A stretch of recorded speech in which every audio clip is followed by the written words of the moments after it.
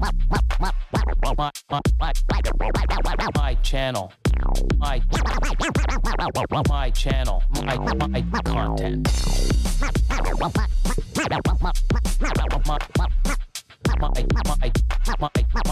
My channel, my content.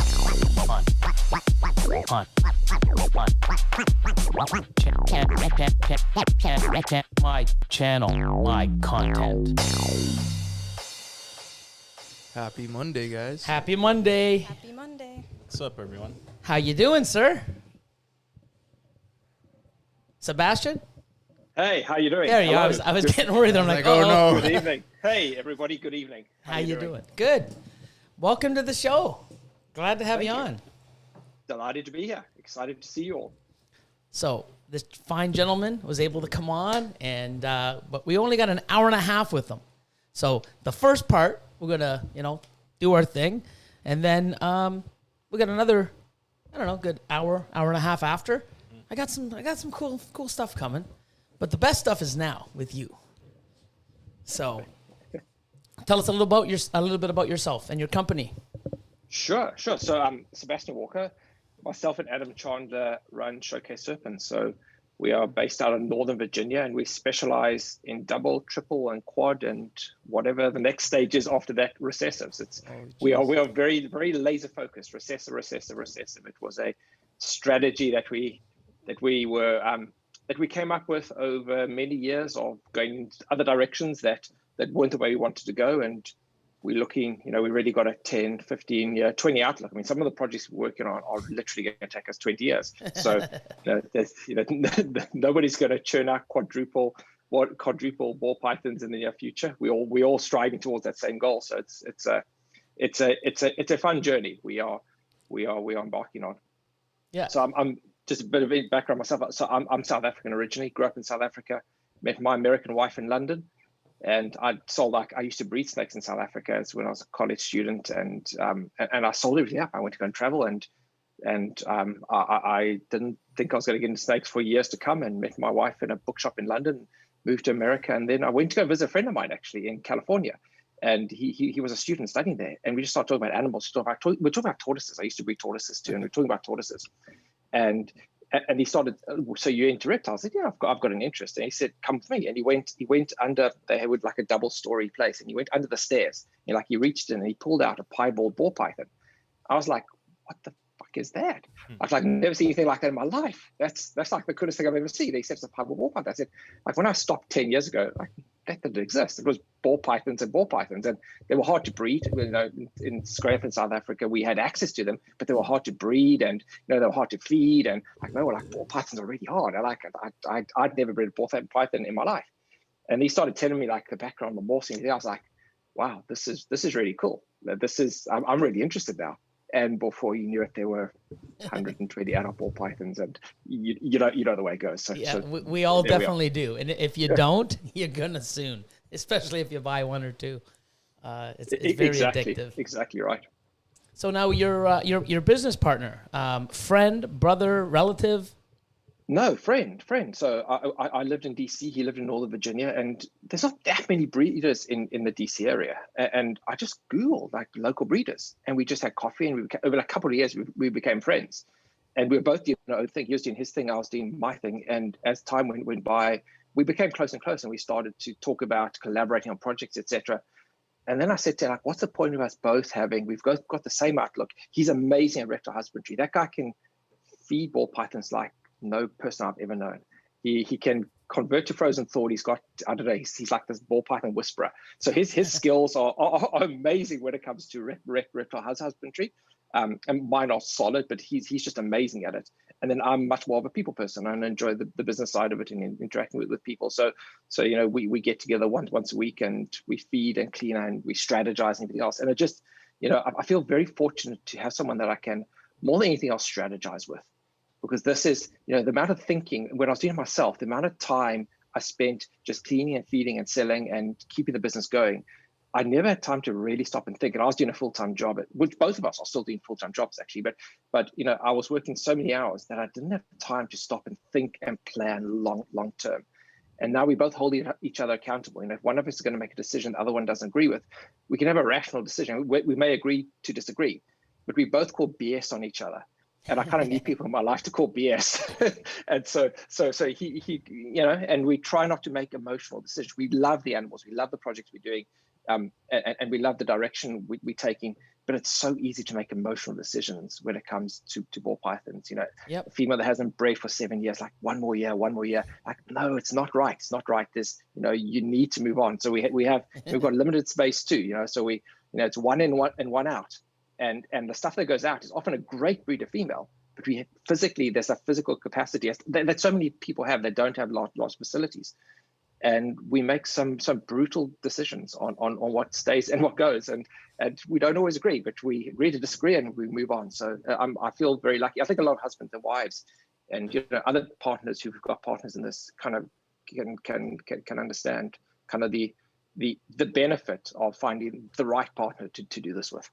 Yeah, that's one thing I've never had to deal with is having to. I mean, when me and Austin, we're gonna definitely be butting heads. Well, let's get rid of this one. No, I want to do with that because now, up to this point, it was just get another rack. Let's do this. Let's keep expanding. Now this place, I'm here for 10 years, and I only have room for 477 breeder females. But I'm holding back like 200-300 females a year every year. So now it's like, I'm already nudging you to get rid of stuff. Yeah. How am I supposed to, when 200 animals, are ready to move up, and I've already got 477 filled, guess what? 200 have to go. Yep. So we're going to start making those decisions that you guys have to, and I'm pretty, I can tell now it's not going to be easy.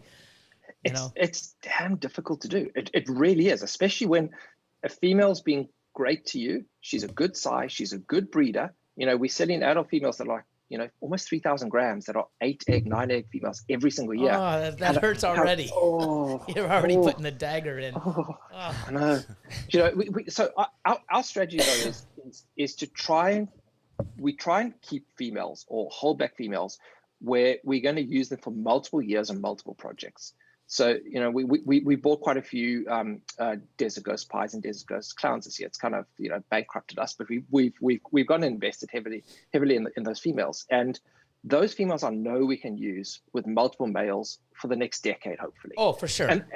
And the day that the Desert Ghost pied is like, that's the bottom of the range, and we're forcing that out. You're not going to be crying at all, because the thing replacing that is going to be like, I know. Nuts. Who knows? Yeah, exactly.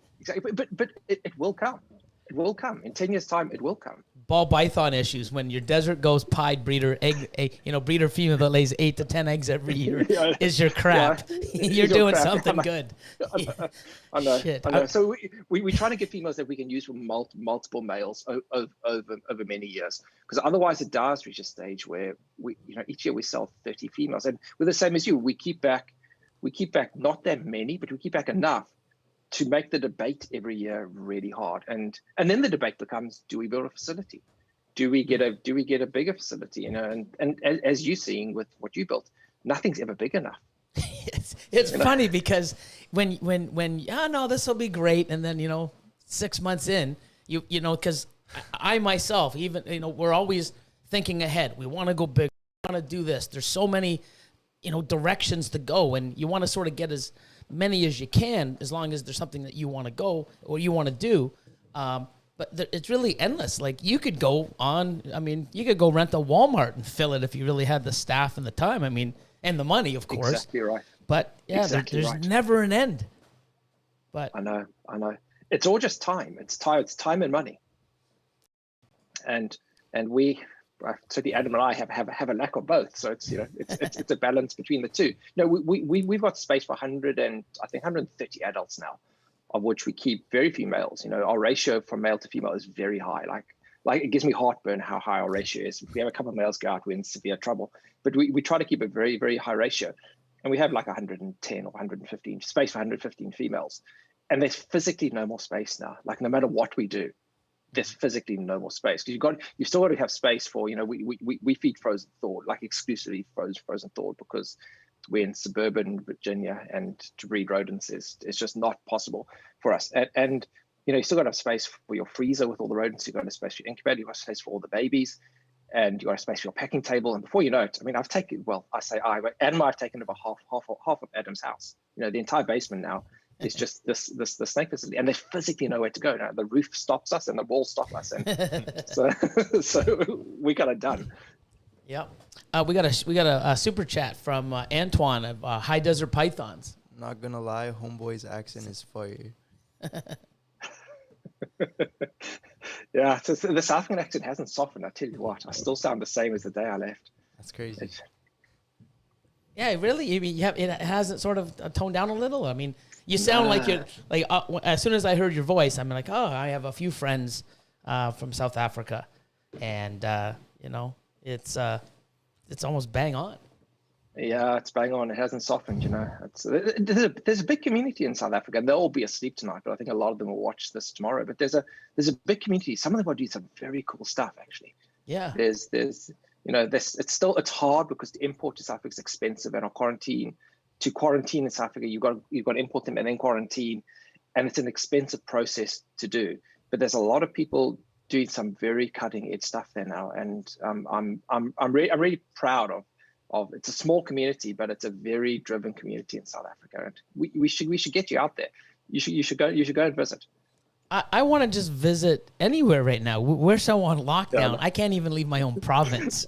So I know. If I had a choice to go to South Africa right now, I mean, if I could, I'd be going anywhere. Be on the next plane. I'd go to Alaska if I could, just to get the hell out for a few days. Yeah. Get a change of scenery. But it's definitely. I mean, I had a contest. My very first contest I did where people put in a video, and the winner was to be flown in, all expenses paid, meet the crew, hang out at Mutation Creation, come to the CRBE and hang out with some of the guests that I brought in, like Justin and Brian Barczyk. Ozzy's been there, Gavin from Balls to You, and Kevin, Jean-Francois from Belgium. It really super cool. And the first winner was Gavin from South Africa. And I know Gavin well. Yeah. He's actually bought snakes from me. Gavin Labakfakti out of Cape Town. He's a cool dude. Yeah, exactly. And, I mean, I would have never, without this contest, I probably wouldn't have seen him. Probably would never have met him. I probably would have, had him on my Facebook or my Instagram, because I follow multiple people that are doing the same thing we do. But to have him, fly him here, he got to meet people that probably, everyone in South Africa be like, man, you met who? Wow. I mean, they must have been so jealous. But no, it was awesome. And, it was really cool. And he took a hell of a long time to get here. He had to go from one place to another, and then lay over, and then another place, lay over, and then another. It was like, you took what? He goes, yeah, I've been flying for like 24 hours straight. Yeah. And then on his way home, I think he had a 6 or 8 hour layover at one place. Wow. Yeah, I think he spoke to me about it at length afterwards. I think the whole thing was like a dream in the end, because I think he only stayed for like 5 days. So he traveled for like 24 hours there, 24 hours back, and stayed for 5 days. At the end of it, it was like, what the hell just happened in the last week? Yeah. No, I mean, it was awesome. I mean, I got to meet him. We're still in touch, and it's great because you see him post stuff, and all the people that were there, like Miguel and Brian Cusco and everyone else, Chris Ward from the Reptile Ward. We still reach out and comment, and I mean, it's just an awesome feeling, and absolutely, pretty cool, man. But that's the first person that actually lives in South Africa that I've met. I have a few people here. There's some people here. Remember Michael? We ended up buying his collection. He was from South Africa, and he ended up getting out. But yeah, I know a few people that are Canadian citizens that are from South Africa, but I've never met someone that actually lives there. Never mind fly them over and have them hang out for a week. That's so random. It's a truly global community. You think of where all our ball pythons go all over the world. It's a truly global community. And it's, there's so many wonderful people all over the world that we interact with that I'm sure you do many times more than I do. But, the kindness of the community and the sharing of knowledge and the sharing of reptiles that go back and forth, it's pretty amazing. I truly feel that it's other than the CITES and the issues of shipping, that it's a borderless industry, that we're all striving towards the same goals and we're all sharing the same resources, and it's wonderful collaborating with people from Europe and Canada and all over the world. Yeah, and we can learn from each other because especially, I know Switzerland, I believe, they can't keep animals in tubs. They have to have enclosures at a certain size. So everywhere around the world has different things that they can keep, different rules and regulations, different ways to keep. And even, in the U.S., I mean, Texas got to pump out, the humidity that they have where we're trying to pump it in. So, certain things. Us too. It's really hard to keep that humidity up. Yeah, absolutely. Yeah, so we get to learn from other people and get the share knowledge, and sometimes things from another country or can actually hey man, I've never thought of that, because we're sort of beforehand, especially before social media and all this sharing, it was so like, this is what you do and this is how you do it, and you really didn't have any other way except do it, whether it was right or wrong. You had to do it and go, hey man, this isn't working, and then absolutely. You hear something else, and all of a sudden. What happened? Oh, Snooty Snakes. He was reading my mind.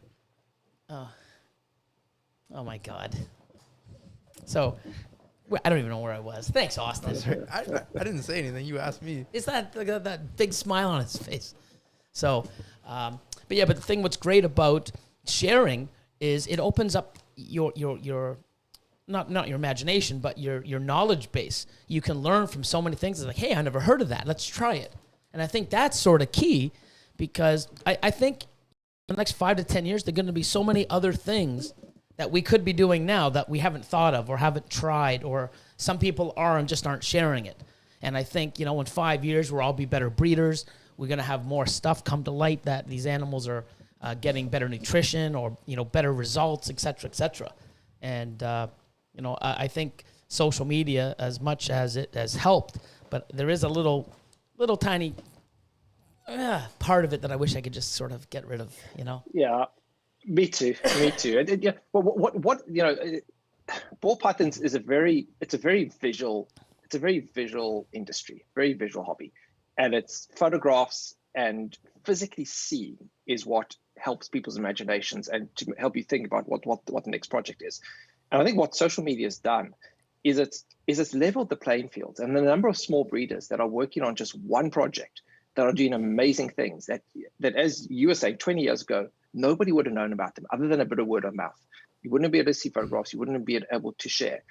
And it's very much leveled the playing field. And a lot of our buyers are buyers who have 5 or 10 states. They've invested a lot of money.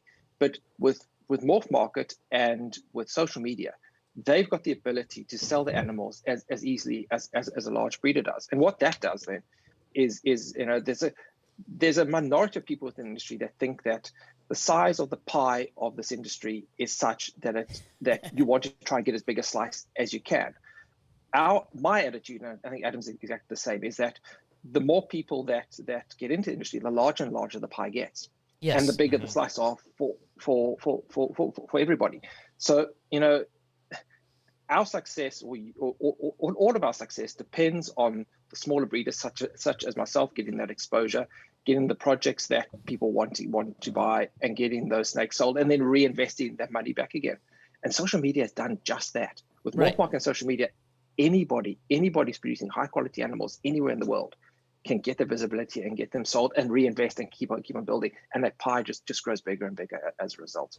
And I cannot imagine where we'll be in 5 years. Oh yeah, I mean every year it just amazed me. Like wow, but that pie that everybody says, oh I got to do this, or it's not only there's those people that I got to do this, I got to, like you said, get a big chunk of that pie. There's other people that are so deflated that they don't even I don't want to get involved in because no one's gonna buy a $5,000 snake for me, and they're not even chasing a piece of the pie. They figure the pie's full. You know what I mean? That they can't even do anything, and that drives me nuts. Because 10 years ago, man, I started doing stuff, but no one really knew who the hell I was. Yes. Maybe locally because I had some pretty cool stuff. Still learning what I was doing, but it goes to show you that people are already thinking that they can't do it, and that's you got to be positive. And there's people out there. Look what Miguel's done in 4 or 5 years. Exactly. He invested a lot of money. Mm-hmm. There's other people that are making amazing things, and they're small, and it's not like you have to get into everything. I mean, I've been doing this for 20 years, and I have a big collection. There's so many genes that I'd have. There's so many that I don't have. There's so many genes that I don't want to have. I'm trying to make what I have better and stronger. And if I can get a new gene in, I want it to be put into the stuff I'm already working on. I don't want to start at the bottom and try to, oh, let me get an animal and let's put it into freeway. Let me get an animal and let's try to get it into pied. No, man, I'm going to get that animal that's already into pied or clown or yellow belly because now it's already a good fit. Spot on. Spot on. At least that's the way I do it, and I've been really successful that way because you hate getting into a project and watching everybody else. It's going to happen regardless. But you get in at the bottom, there's so many people ahead of you. If you get in with a little bit of, oomph, you sort of, you know what? Yeah, there's people ahead of me, but guess what? I'm ahead of a few people. It gives you that little, okay, I got in with the right animal. And I think that's a good mental attitude to have. Absolutely right. And there's also there's a model that works really well for the people that follow you and Justin's and others of this world doing similar projects that a year or two down the line are selling for virtually the same price because they are recessives. And because all of you guys have made those projects so popular, it enables the people in the companies in a couple of tiers below you to sell those animals and get good prices for them because there's now a heavy demand for those particular animals because the bigger breeders have gone and produced them and marketed them and shared them globally. Yeah. So just because you're a year behind or 2 years behind or 3 years behind, especially with recessives, doesn't mean that you've gone and lost out. If anything, you're probably actually in a really good position because there's not enough of them on the market as it is. I'm sure you're finding as well that the high end stuff just sells faster than you can't make enough of it, and then people are like begging you to pull it out of your holdback racks and they're paying like overpriced for it because they want it. And it's like, no, I can't. And, I've been gullible, let a few go, but it's like, man, you kick yourself. But at the same time, too, it's going to somebody that, I know is going to do something well and it works good for them. And, I'm glad it sort of goes to some of these people that I pull it out of the rack for. So I've been guilty of politely pressuring people to say, that come on, you. Come on, to say that animal that's on the rack, I will pay you a 10% premium or 15% premium because I know what I can do with it in a year's time or 2 years' time, and I know what I can do to further that project and give back to it. So I have been that person that has said what is on your rack and let's talk dollars. No, that's a good point. Because a lot of people say, you know what, they compare prices. Oh, why is it worth that much? And I saw one, a few weeks ago for $9,000. Why am I paying 10? If you really think about it and what you can do in 3 to 5 years with it and where you're going to be, if you knew the outcome, you'd spend 50 without blinking an eye. Correct. The thing is they're crying over paying 10. And I've been guilty of that, like, back in the day, and I'm like, then I miss out. And then I see what that person did with the animal, that they got. And I'm sitting there kicking myself going, my God, you're just adding up the numbers, and he's probably holding this back, and then it's like, man, did I just cost myself so much time and money and amazing animals that I don't have that if I want I have to go buy now? Oh, why did I do that to myself? But absolutely correct, and you're actually right that you won't think of the extra $1,000 at the time. It hurts. Yes, it does. To pay the extra money, we don't have particularly deep pockets, but at the time it hurts. But then we try to look exactly like you. Over the next 3 years, we're going to use that male for the following, or that female we'll keep for 7 years, and she'll give us hopefully 4 or 5 beautiful clutches.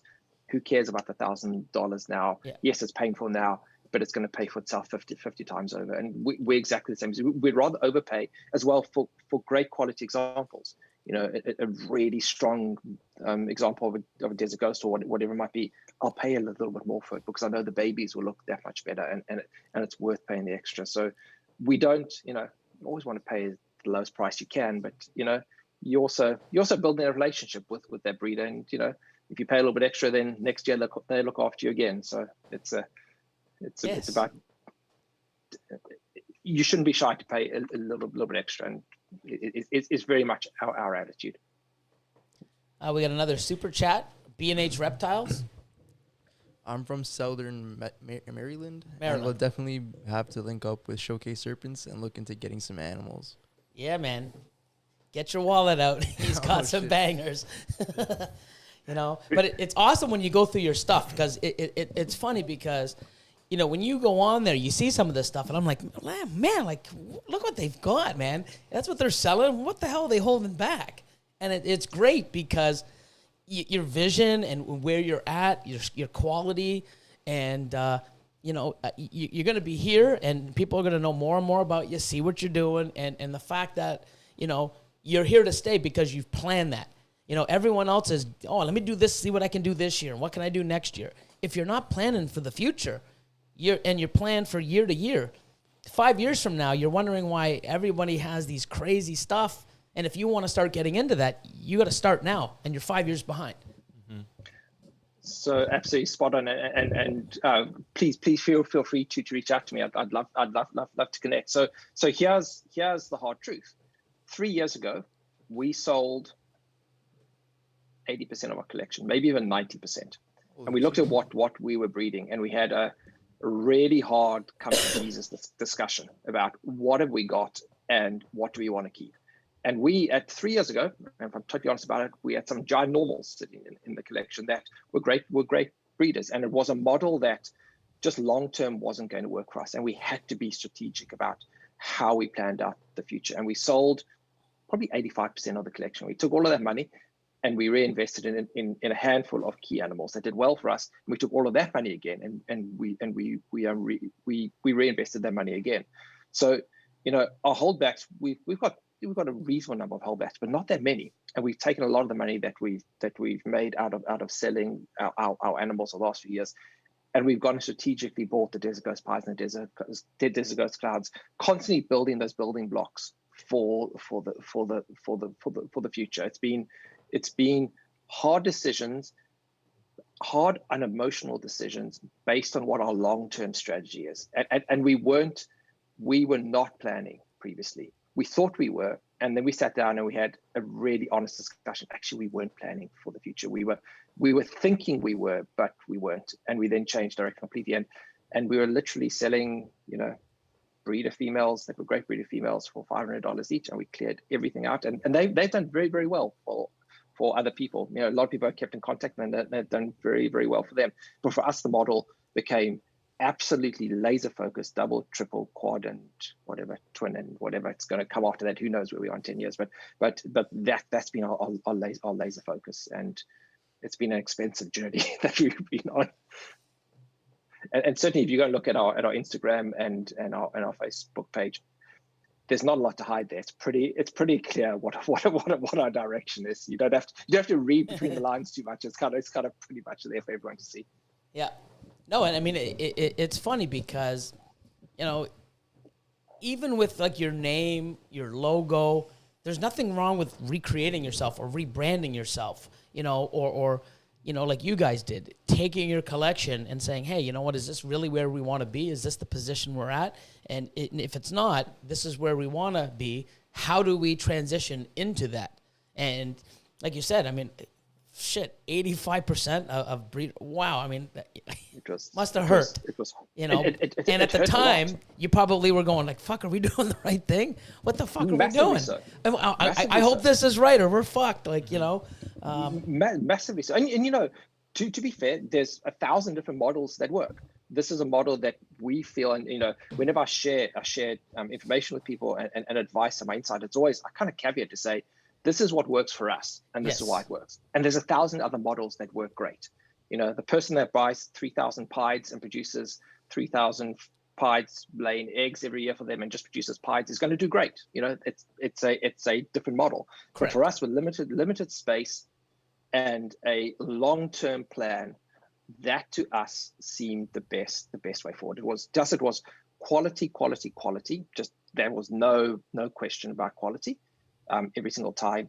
And, you know, the cost and effort to raise up a $10 ball python is the same cost and effort as it is to raise a $20,000 ball python. Yes. So let's raise the highest quality ball pythons we can, produce the highest quality we can, and see how it goes. You know, it's still a leap of faith. You're absolutely right that it was like, shit, are we doing the right thing? And we didn't produce many snakes like us. You know, the second year after we started that, there were a lot of babies, and we weren't producing much. Like, this is getting but then time goes by, and you're like, yes, this was the smartest thing we did. You know? Exactly right. And it's validating when a lot of our customers are doing the same projects as us and following the same path. And this is a it's a bit like, breeding ball hunting can often be a bit like golf in that it can be a very solitary sport. And having, I'm a very social person, and I keep in contact with almost everyone who's bought stuff from us, and we share successes, we share failures, we share ideas, we do breed alones from time to time. And having like fellow partners in crime who see it in the same way as you do and are striving towards the same project and having success in their own rights as well, I find it hugely rewarding. When a client or customer sends us a photograph of a female from 2.5 years ago sitting on eggs that came from us as a baby, that's super cool. It is. That's super cool to see their success. And then they make the money they need, they give it back to us again, and then others, it becomes more and more self-fulfilling. Yeah, but people don't realize that. Like, you know what I mean? Like, it's like they feel like they're missing out. Oh, I could, if I keep that animal, and I've been guilty of that. Oh, but if I keep this, I'm going to make this, but you don't need it. If you pass it on to someone else, they can, benefit from it. And like you said, if they enjoy it and wow, and they're doing well, they're going to put it back into someone else, and it just goes back in the community. They get better racks, they get more coconut husk, what have you. It just keeps trickling back and forth. Me and Austin had a conversation today. He's like, well, what I did is I came in the back and I see fucking Lord Elion scrolling through a list of animals. Oh, yeah. And I'm like, what the hell's that? What are you buying now? He's like, oh, I'm just looking at Austin's list. I'm like, what the fuck, Austin's list? And I'm looking at it, I'm fucking scrolling. Same thing. He said, like, you know what? He goes, well, go fuck say it. What did you say? I have like 100 animals I can sell that I'm feeding. And you don't really need. I don't need them, right? Yeah. So I'm holding stuff back that I don't need. Just being greedy, really. And then what I say? Yeah, he's just like, look what I have. Yeah, you're preaching to the choir. I have probably 500 animals that I'll never use. Maybe more. Yeah, that I'll never use. And I'm telling you, I sort of got 500 animals that I probably never use in my whole back racks. They're like I be a few years ago. Why are you keeping this like super enchy orange dream het ghost female? It's a super enchy orange dream or a super orange dream enchy het ghost. I'm like, well, fuck, I could use it for something. Billy, you got like 5 breeders and you got visuals. Yeah, orange dream enchy ghost. I'm like, oh, okay. It's like I'm a hoarder, And it's like, yeah, okay. So maybe we should let some go. But we had the same thing. I mean, it's, and that's the thing. What pisses me off about people. Oh, you're always in it for the money. Like, yeah, how are we in it for the money when and the list that he has, it's probably what, 70, 80K, maybe more. Maybe around there. Yeah, of animals that we're just feeding. We're not even trying to sell. But it's crazy. Like, it's just people's mental attitude towards things and why we do things. It's just like those people just don't see, or they don't do well. They just don't have the capability of doing that. And I've been guilty of a lot of stuff, just like hoarding stuff that, and I know now it's going to be my first time where I actually have limited space. Yeah. Before, the last 20 years, there was no cap. Billy's got a cap. And, I don't know. It's going to be hard for me. I mean, I can just see when you said it. It's like, I can hear it. That, it was the right choice. But being in your situation at that time, you're like, what the hell are we doing? And, I'm massively guilty of it, massively. Yeah. And Adam and I have the same discussion every single time. We'll hatch out something great. I say, we should hold that back. And you'll say, why? And I say, well. And I'll give him truly a BS answer because it's not really, there's no real logical reason why we should keep it back. And as you said, somebody else can truly benefit from it and make something amazing. And then he'll talk me out of it and say, no, for the following reasons, we shouldn't keep it back. We've got this, as you said, we've got this and this and this and this. We don't need it. Somebody else can benefit from it. Yeah. And it's one less mouth to feed, and it's great. It continues to grow the industry. So yeah, it's hard. Yeah. It's hard to do that. Well, I'm basically forced to do it. But Austin's been telling me for years, even when I didn't have a cap, why do you hunt this thing, dude? Well, look at it. But dude, you got so many. Austin. Yep. I've gone through stuff where it's like, even to this day, didn't we find stuff? Yeah, we're going through stuff, putting it on Husbandry Pro. So we're going through the racks, you know, moving them still, because the last thing were like sort of the holdbacks over the last few years. Our first main concern was, you know, doing the adults and everything else and making sure that's going so we can do the breeding and tracking all that. Now we actually had some time to go through some of the stuff. It's like, holy crap, I got one of these? Oh my God. Holy, look what I've got. It's so crazy going through your collection. It's every other drawer. Yeah, every other drawer. I'm like, oh my God, look at the size of this. Oh my God, we can breed this. Start moving them up. It's such exciting. And it's crazy because, I mean, it's nuts what you do and what you hold back, thinking at the time, you know, oh, it'll be useful for something. And it would be. But at the same time, I've got so many different projects going and I have better animals, you know, someone else can benefit from this. And then I can turn those sales of multiple animals and like you said, put it into one powerhouse for the future that's going to give you 10 years in your collection, you know?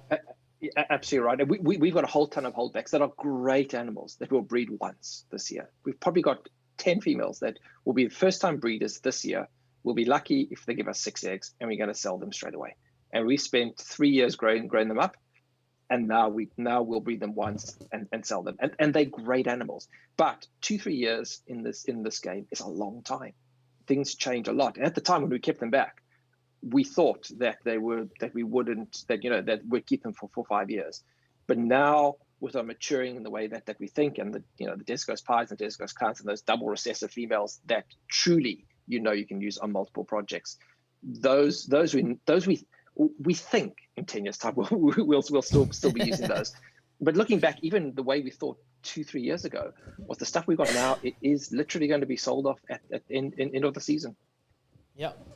And the thing is, it's you always think, and the thing is, you have a plan. It's always good to have a plan, and you go towards it, and you build towards that plan. But plans will change 5 times before the plan is ready to be executed. It's like, it's crazy, especially with social media, because you see all these people going, hey, like, I've been in projects that I'm so excited to get, and someone does it, and I'm like, ugh, yeah. Really? No. Okay, no. We're going a different direction. Austin, hey, man, did you see this building? Like, no, you remember this? I was like, yeah. It's like, what? No. And you're looking, it's like, really? That's it. Okay, yeah, no, we're not doing that. And then there's other ones like, hey, man, you got any of these? It's like, yeah. And it's like, well, look what this guy made. Okay, change your plans. We got to go get this because we're going to make that. You're always changing, man. You got to be able to sort of, move back and forth and change things up. And if you don't, that's cool. I mean, but I'm the type of person that always wants to, push the boundaries and do stuff like that. Massively so. And we try very hard not to chase the next shiny object, to try and block out the noise and not chase the next gene and the next gene and the next gene. But that flexibility does absolutely need to be there. And when a gene comes up that we think is going to add tons of value, we do then go and invest. We think about it long and hard, and we do then go and invest. And we do change plans. We try very hard not to. We've got to have a really good reason to go and change. But when the time comes that we feels right, yeah, we do absolutely go and change. And you're right, having that flexibility, not being sidetracked by every last shiny object, but being flexible enough to acknowledge that you can't plan more than 2 years in advance anyway. Yep. So having that flexibility absolutely is key. Got a couple more super chats here. You ready? This is from Jacob. Sure, Jacob. Simple Serpents, man. Yeah, man. I know Jacob well. Jacob, how you doing, man? Sebastian is the man. I picked up over a dozen snakes from him. A great mentor. And I owe where I'm at today. Yeah, he said where, but yeah. I owe where I'm at today to him. Yeah. So he missed an H. Come on. Threw me off. So Jacob said exactly what I wanted him to say. Perfect. It was all pre-agreed. No, I'm joking. Jacob's a cool guy, and Jacob is like the poster child for the success in this industry. He started from scratch 2 or 3 years ago. He was really thoughtful about what he bought, and him and I spoke for ages back and forth. And he changed. He came to me with what he thought he was going to do, and I said, your plan you've got will work. I think it will be successful. But how about you look at it this way? And he said, okay, let me go away and think about it. And over time, over like months, his thinking evolved and evolved and evolved until eventually he locked down where he wanted to be over the next many years. And he very strategically bought a number of animals from us and from other breeders, where everything tied in together. He's going to have his first eggs this season now, and he hasn't got a huge collection. And Jacob, I don't want to go and like tell everybody your secrets or your personal details, but what does he have? No, I would say. I mean, you kind of know what he's got because he bought from me, so it's not. It isn't a major secret, but he's been very, very strategic about what he's bought. He's going to have his first eggs this year. They'll be great quality babies that he'll be able to sell pretty quickly, and he will build that collection going forward rapidly. And he has been doing this for no more than 2 years, but being very thoughtful about upfront, and he's spent with a number of people a reasonable chunk of money. But it's going to come back many times over because he's been so thoughtful. Plus, he's going to produce some absolutely amazing snakes. And he's probably positioned himself to make stuff that's not just, all over the place. So 100%. You put yourself in a place where I'd rather go swimming or on vacation where there's 50 people in the water than 500. You'll still do well and you're still going to get wet in a pool with 500 people, but I'd rather be with the pool with 50. Absolutely, unless there's a shark in the water. Then you want 1,000 people in there. Well, because you know what? I'd still want to have the shark in the 50 because then there's not going to be too many people. You have to. They're going to be trampling over you. In your way to escape. I'll still take the pool of 50 no matter what scenario. Yeah, man. Your analogy is spot on. That absolutely the stuff Jacob's producing. There are others producing like us and like you and quite a few others. But there is a very finite number of people that can produce the double and triple and recessive visual stuff. It's and then hitting the odds too, right? Like, I mean, just because you have the animals doesn't mean you're hitting the odds. It gives you a chance to hit the odds, Absolutely. So, you got to position yourself that way. And so many people feel like, oh, they're in that project. Like, there's so many projects right now that people aren't getting into because it's like, everyone's into it. Okay, so say, for example, let's say Desert Ghost Pied. There's a lot of people in the Desert Ghost Pied. Not as many as in like other projects. It's a high end, it's expensive, and there's a lot of players in it. But when people like myself, when I start making my first ones, I'm in that game. I actually have visuals. When I actually make my own, they're going to be held back. So just because people are making stuff doesn't make it mean it's accessible for the market. So if you're not in the game to make it, I'll wait next year. How come I can't buy one? Because there's so many of them being made. Because they're smart enough to hold them back. And if somebody does put one out, it's sold like the second it's listed. So I trawled the entire world for the last 12 months trying to find Desert Ghost Pied females, and I eventually got 2 of them, I think. And Desert Ghost Clowns, I got 3 of them. And I literally trawled the entire world trying to find them. And they've been around. These aren't animals that were produced for the first time last year. That project's been around for 7 years. 7 years. Yeah. And it was absolutely impossible to find them because you're absolutely right. People either are keeping them, and rightly so, or they're selling them before anyone even knows about them. And then, in 3 years' time, when Desert Ghost Pied is whatever it is, 7K, by then a female 7K or 6K, it drops down a tier and opens up to a lot more people. 3 years later, it drops down a tier, opens to a lot more people. And Dreamsicles are still $2,000, and they've been around forever, and they still sell. 15 years, and they're still one of my number one sellers. Because people aren't just sitting there going, the Dreamsicle project's dead. What? No. It might not be the nicest, sparkly, fancy thing on the shelf, but we're getting clown into it. We've got like so many different combos coming. It's nuts. I mean, I just think it's starting, to tell you the truth. Like 15 years, 100%. We got what? Maybe 10 Dreamsicle combos in 15 years? Think of what we can do with it. Like you think that it's oversaturated and it's dead. Maybe if you just want to make and your mindset is so, you're aiming too low. Oh, I don't want to make Dreamsicles. I'm not trying to make Dreamsicles. I'm trying to make combo Dreamsicles and Dreamsicles mixed with clown and then Ultramel. Who knows? But who knows? Yeah. Don't think of the small thing. Think of like it's crazy what you can do if you actually think beyond today, tomorrow, what you see now. Have a vision, have a dream, fucking chase it. Yep.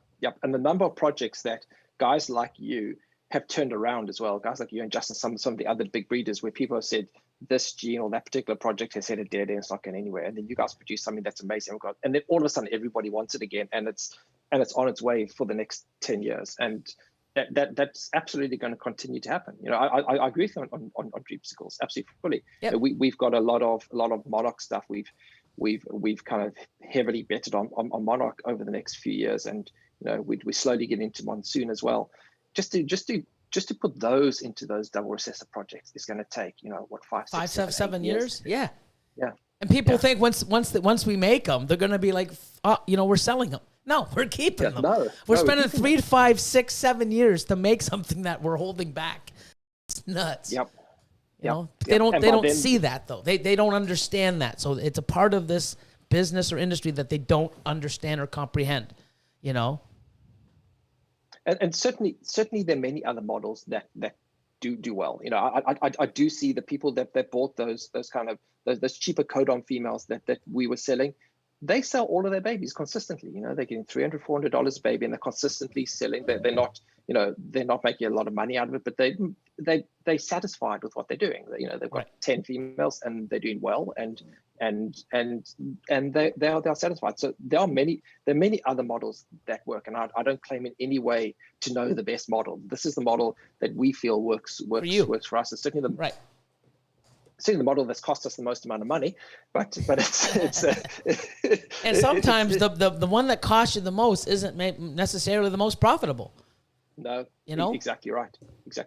And we don't do this for the money. We do this for the love of producing the craziest animals we possibly can. We don't want to be first in the world. We don't have, Adam's like the most egoless person I've ever met. We do it for the love of the animals, but it is hard to justify to your other half the amount of money you're spending on snakes, the amount of time that you're not around looking after kids while you're feeding snakes, if it's not at least profitable in some way. Otherwise it does create friction at home, and I think rightly so. How much? What? Yeah, exactly. Another one? What? I thought that was the last one. Just bought one yesterday. Yeah, exactly. People are smuggling stuff in, it's crazy. Yeah. But I mean, this industry is so funny in so many ways, and a lot of people. So where I'm positioned after so many years, I want to play the high end game, the long shot game, because I can afford to do that, because I'm playing sort of like the low end, the medium end. When I miss, I have stuff for sale, but I'm really shooting for the high end stuff that I can afford to hold back. I'm in that position now. But when someone calls me, mutation creation, I want to get a snake for mutation creation. Do you have any pieds? I do, but they're like double hets or they're 4 or 5 genes. I mean, if I just make a regular pied, I had shitty odds. A clown. Yeah. I mean, I don't think I've hit a regular visual clown female that wasn't het or double het in a few years. But there's a huge market for that. So when you get into a project like, I can't get into the clown or pied game because Justin, Billy, Ozzy, and all these other amazing people, we can't compete. Well, guess what? Every pied clown, maybe 2, 3 gene single, we're not even making. No. But there's a huge market for it. There's tons. Yep. And every single snake sells. Every single one sells. With Instagram or with Morph Market, and if you take decent photographs and your quality is solid and your customer service is good, every single snake you produce sells, and sells for market value, whatever that market value is. And you're absolutely right. We hit a leopard head clown last year. We had a confusion clown. We ended up with like a leopard head clown male. And I said to Adam, I want to sell this snake. I don't want to wholesale it. I want to sell it normally. And it took like 6 months to sell. And like 7 buyers later, it was so painful to sell, like excruciatingly painful. But I kind of wanted to go through the process of it. But there's a market for that. Correct. as well. And it's we were selling recently. I put on our Instagram. We had one Mojave GHI clown, like a really nice example that we bought from someone. It just didn't quite fit into our project. Yeah, I saw that, and it was a breeding size male. No. It was a female. It was a female. Oh, female. Okay, because I saw that and I looked at it. I'm like, what the hell are they selling that for? But I have so much of it myself, and I'm like, oh, but you know how it's like that fancy thing in front of you, like, oh my god.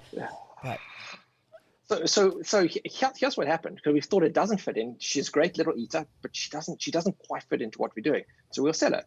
I could have sold her like 75 times over. Oh, like literally 75 times over.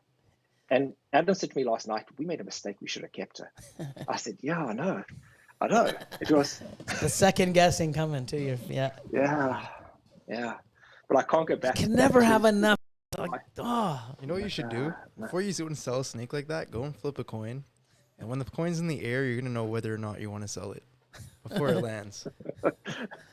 Yeah, but then I'll change my mind. Then I'll toss again. I'll do best of 3 and then I'll do best of 5. Yeah, there you go. Until I get the results. Until you get the results you want. Yeah, you're looking for. At least you'll know what you want in the end. But that's a good point, because here's the thing: people don't understand. And what did that animal? What were you asking for that? 2K, 25, 3? 3, I think. Okay. 3, I think. Because she was like a 350 grams. So Okay. it was about So 3K. $3,000 animal. No shit of a lie. How many could you have sold without even exaggerating? No, without exaggerating, 50. 50, exactly. I was going to say that number 2. Yeah. People don't realize, and I see this all the time. I make animals that are 4K, 5K, 8K. I only make 3 or 4 because I'm holding some back, and that's all I have the capability to make. One of the reasons why they're worth 8K is because I can only make that many. If I could make 50, they wouldn't be 8K. Yes. Okay? Yes, exactly right. But the thing is if I'm only limited to make certain amount, I sell them. If I put 3 up, they fly off the shelf. But guess what? Why I'm so adamant and I keep reinvesting and keep pushing it is because I could sell another 10 or 20. So, yes. Wow, I sold 3 snakes at $8,000. I made $24,000. I have some in my rack. I'm still going to make more next year. This is great. And then, do you have any more? You have any more? You have any more? And you're like, holy shit, there's another 20. I just left 100. I'm so happy making 24 grand, but I left $160,000 on the table that I can't even make. That just goes to show you we can't make everything to supply the demand. And the demand, when that price comes down from 8 to 5, is going to be now, instead of 20, I could sell 50. And it keeps going. You got to realize that. And people are afraid to invest. I don't know if it's because they don't believe in themselves or they think the market isn't stable. We've got this market's been around 20 plus years. The last 5, you've seen the growth, the demand, the lineups at the show, morph market, that amazing, that's helped our industry huge. Social media helping getting the community together. This isn't going anywhere. It's just going to get bigger and better and stronger. You got to, you know what I'm saying, everyone? Like, yeah. Absolutely. So let me ask you guys a question. So I work in technology. I've got a little company. We do software development, and we constantly looking to disrupt industries that we end up working in. And the ball python industry, the reptile industry, is an industry that's still quite old school. It operates in a similar way. Social media certainly changed the way that the reptile industry is socialized globally. But there hasn't been like other industries where there's been like massive disruptors that have totally changed the way people think about it, or the way that people move forward in it.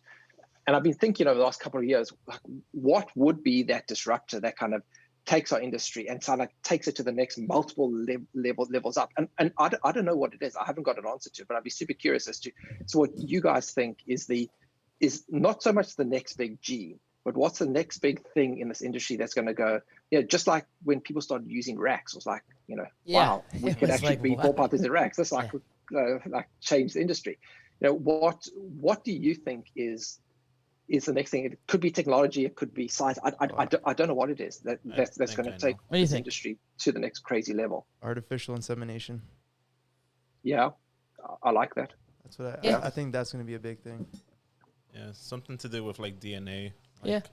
being able to identify a morph, like get rid of like 66% hets and stuff like that. Yeah. Working on it. Working on it. Yeah, working on it. But Soon, guys. I was soon. gonna say social media. I think it's at that point everyone's like starting to make videos and post, and everyone's channel is still pretty young.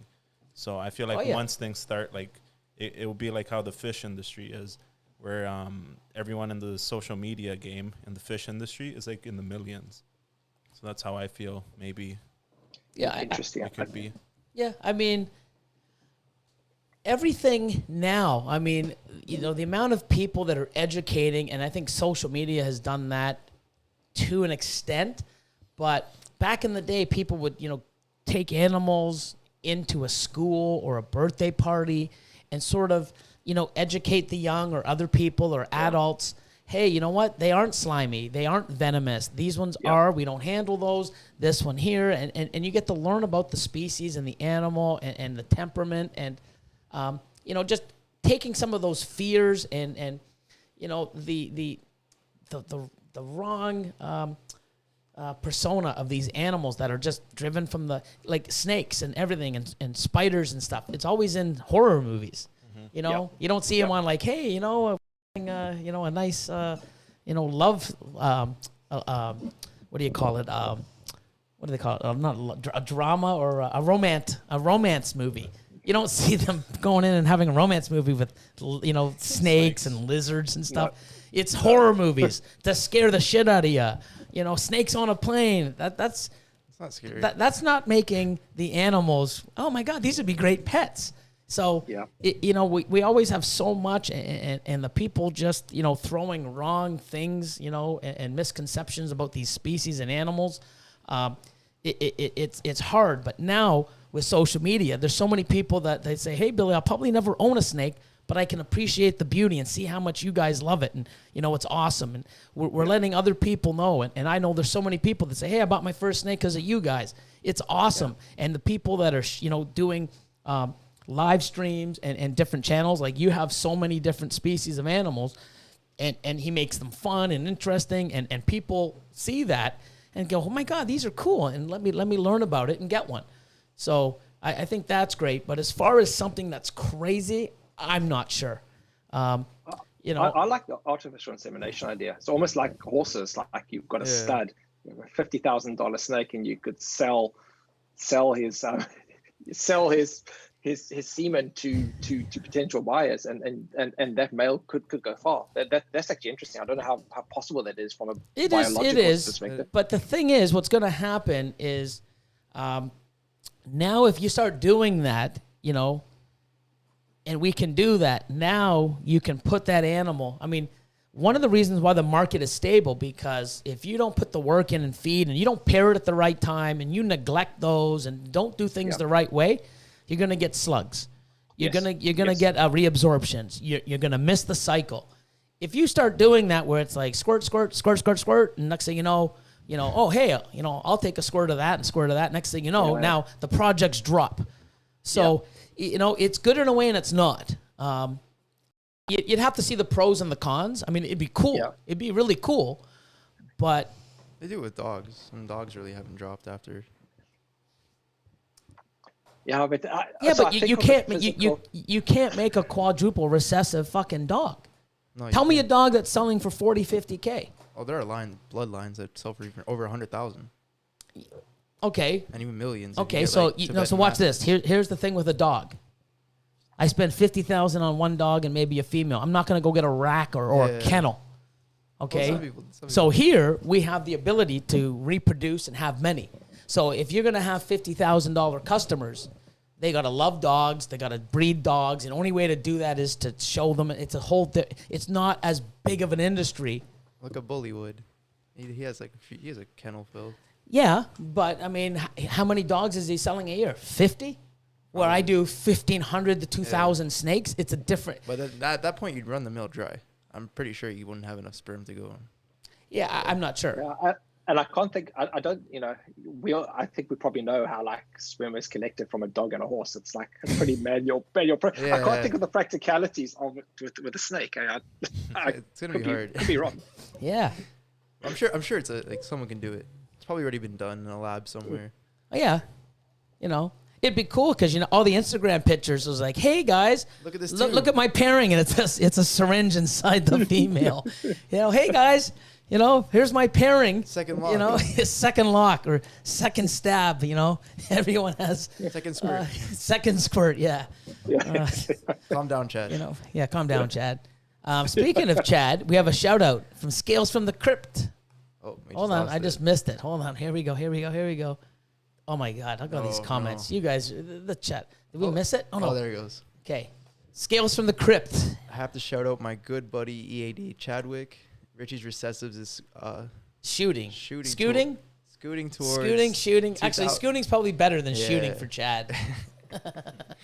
He's scooting towards 2,000 followers. Go and boost him. Come on, man. Richie's recessives. Go give him a follow. Chad, awesome dude. I don't think you should put Chadwick, though. Chad. You know? We don't want to confuse him with someone else. Then we have another one. Here we go. And you know this gentleman. He's a fellow Canadian.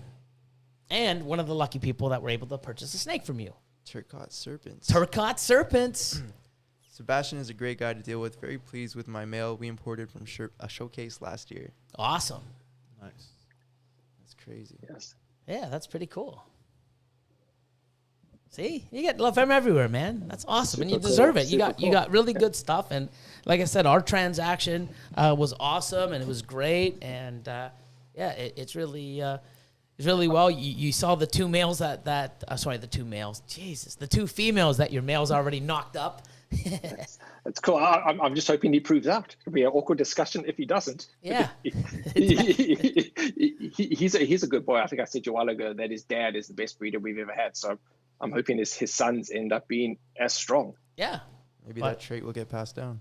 Yeah. I mean, he's doing well. I got 2 gravid. I think I got 3 actually. But I've got him paired to I think 5 or 7 females.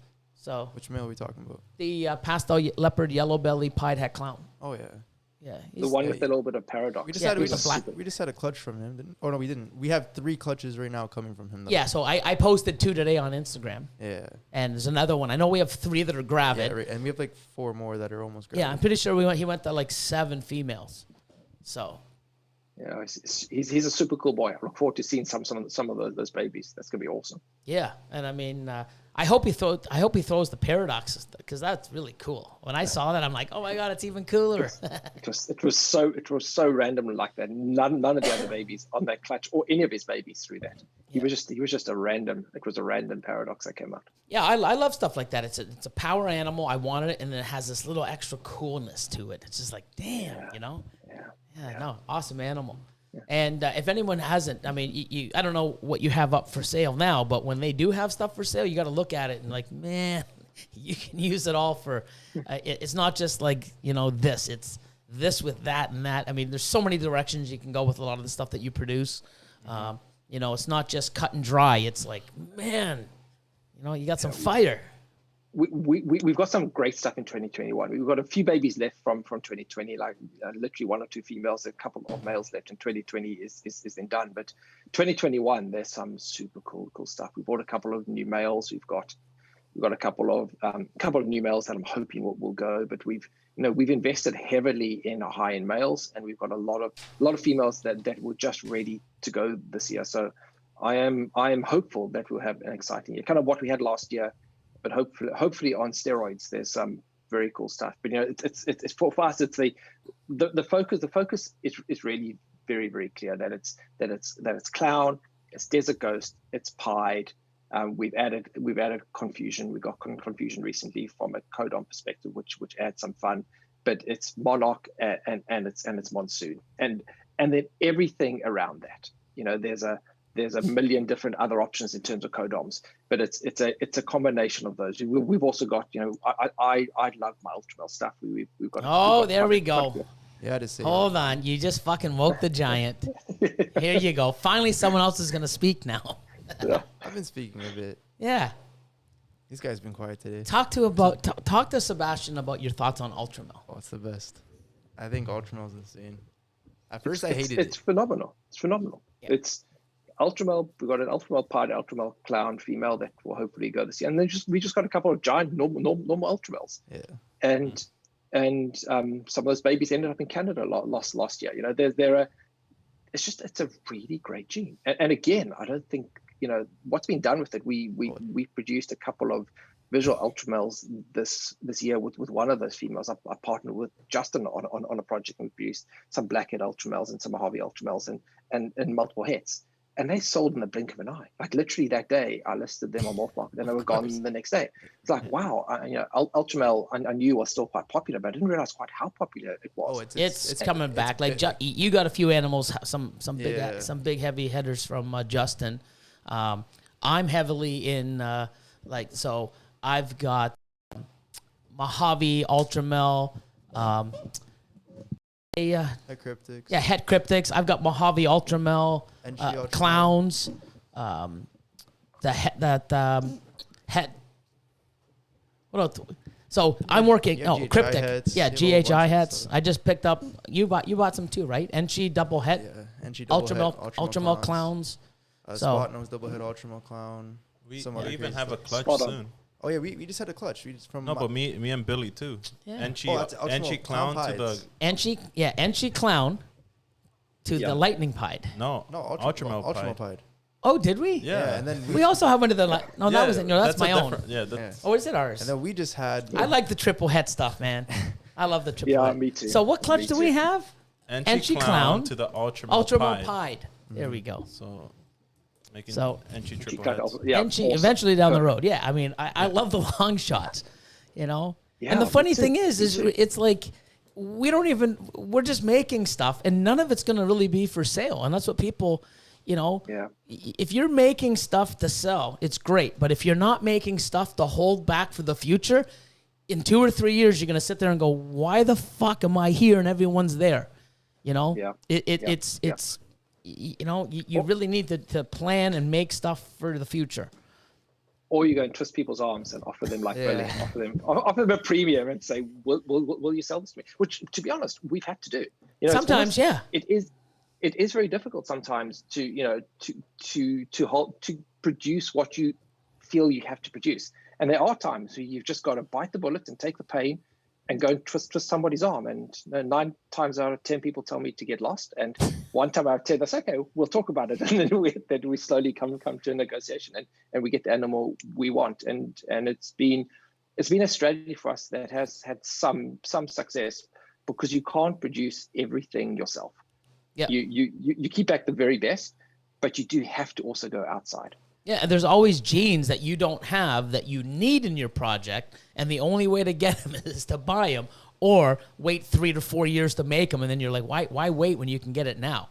You know, exactly right, and then it sets you back 3, 4 years as well. Yeah, I mean, there's nothing wrong with that if you don't have the funds or that's the thing. Everybody can get to the same goal. It just depends on the time and how fast you want to get there and the way you go about it. You know? And this is why Adam and I love the recessive projects, because you don't have to rush. The prices aren't halving every year.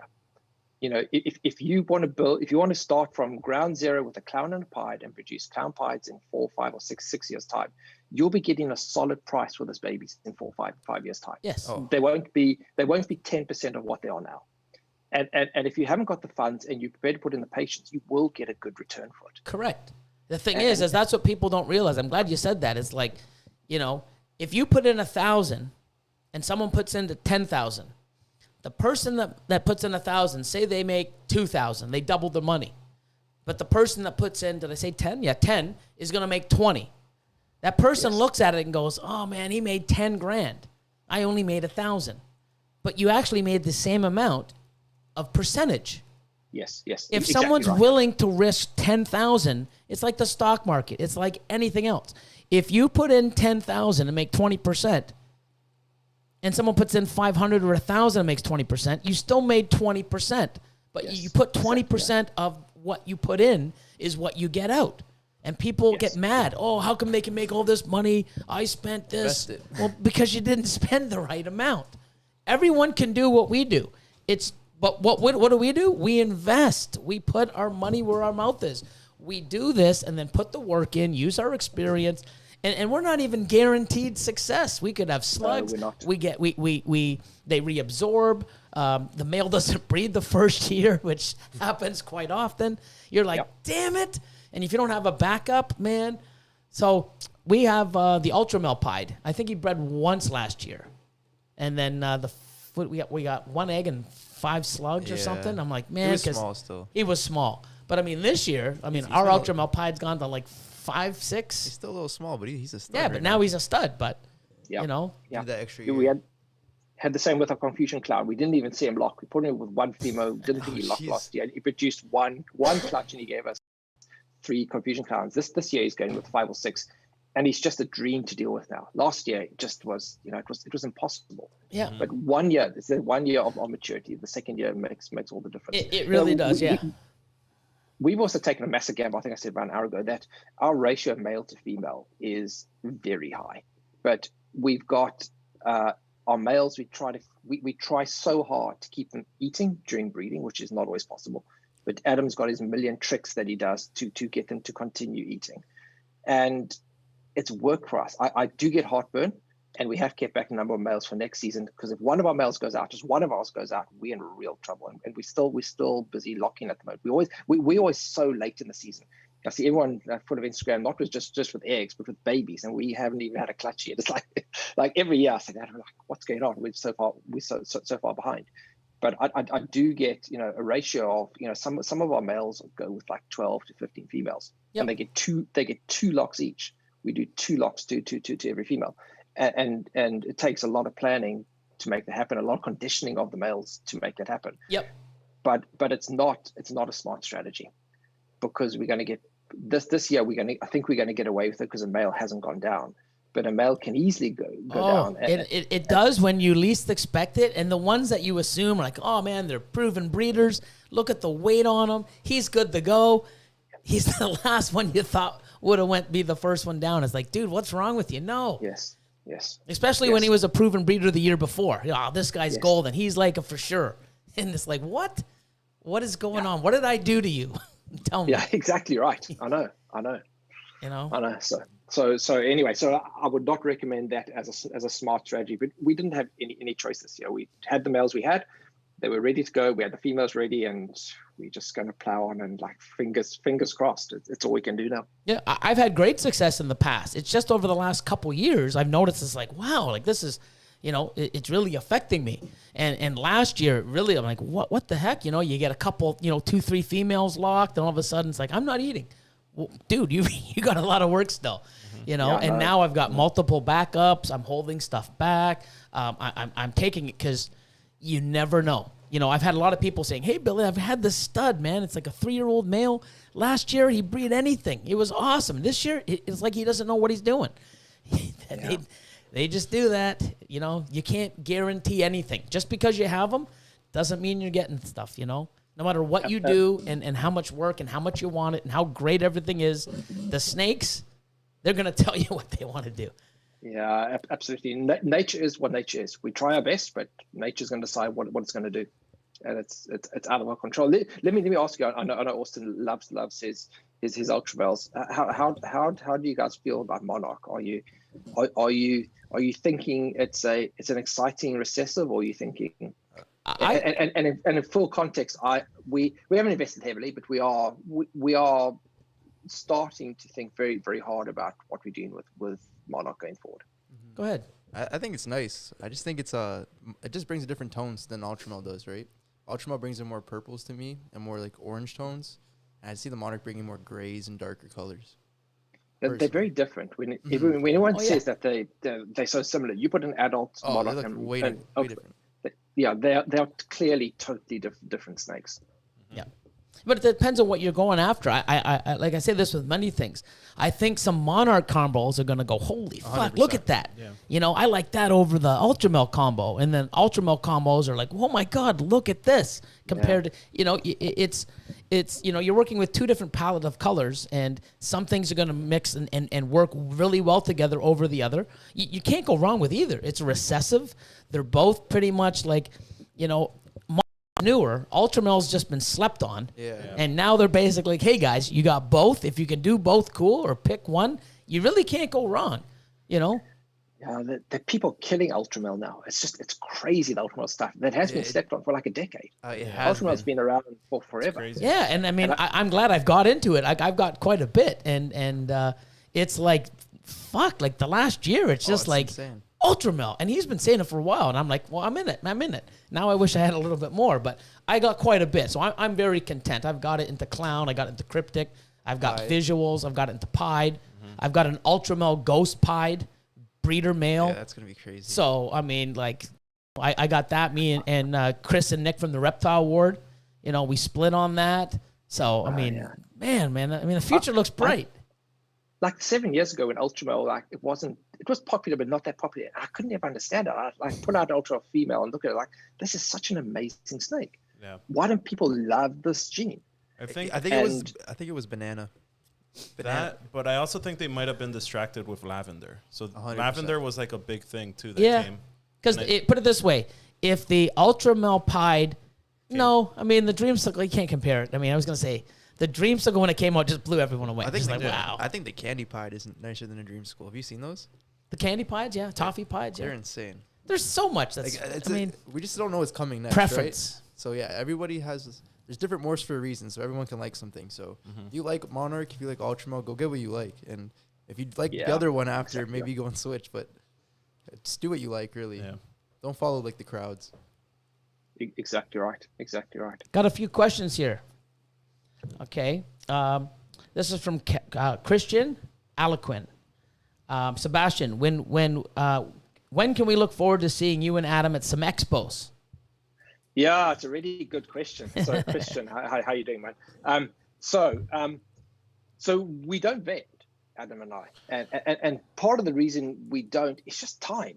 You know, we both got full-time jobs. I've got a young family, and it's just brutal in terms of time. So I try.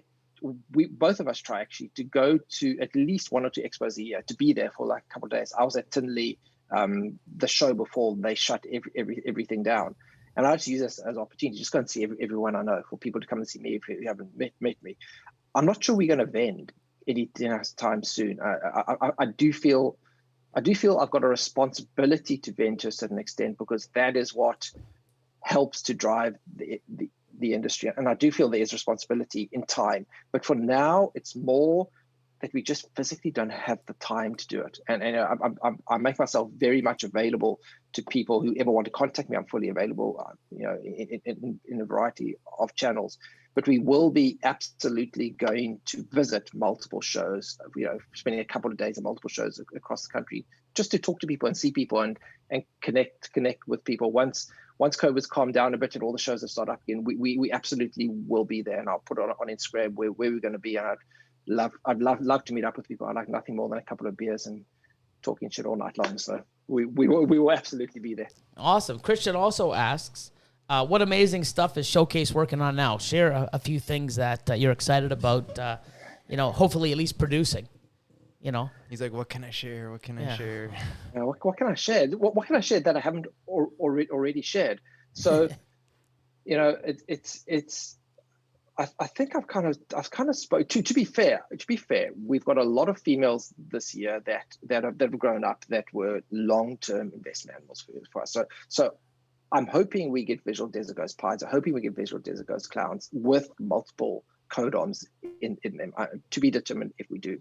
We've put the Confusion boy, the Pastel Confusion clown, the boy that we've got, to a number of very, very cool clown females, so like 4 or 5 codom Gs that are hopefully going to produce some really crazy Confusion stuff. Stuff we produced last year, just the Confusion clown by itself is an amazing snake. So now we want to put it to all sorts of codoms and see what we can get there.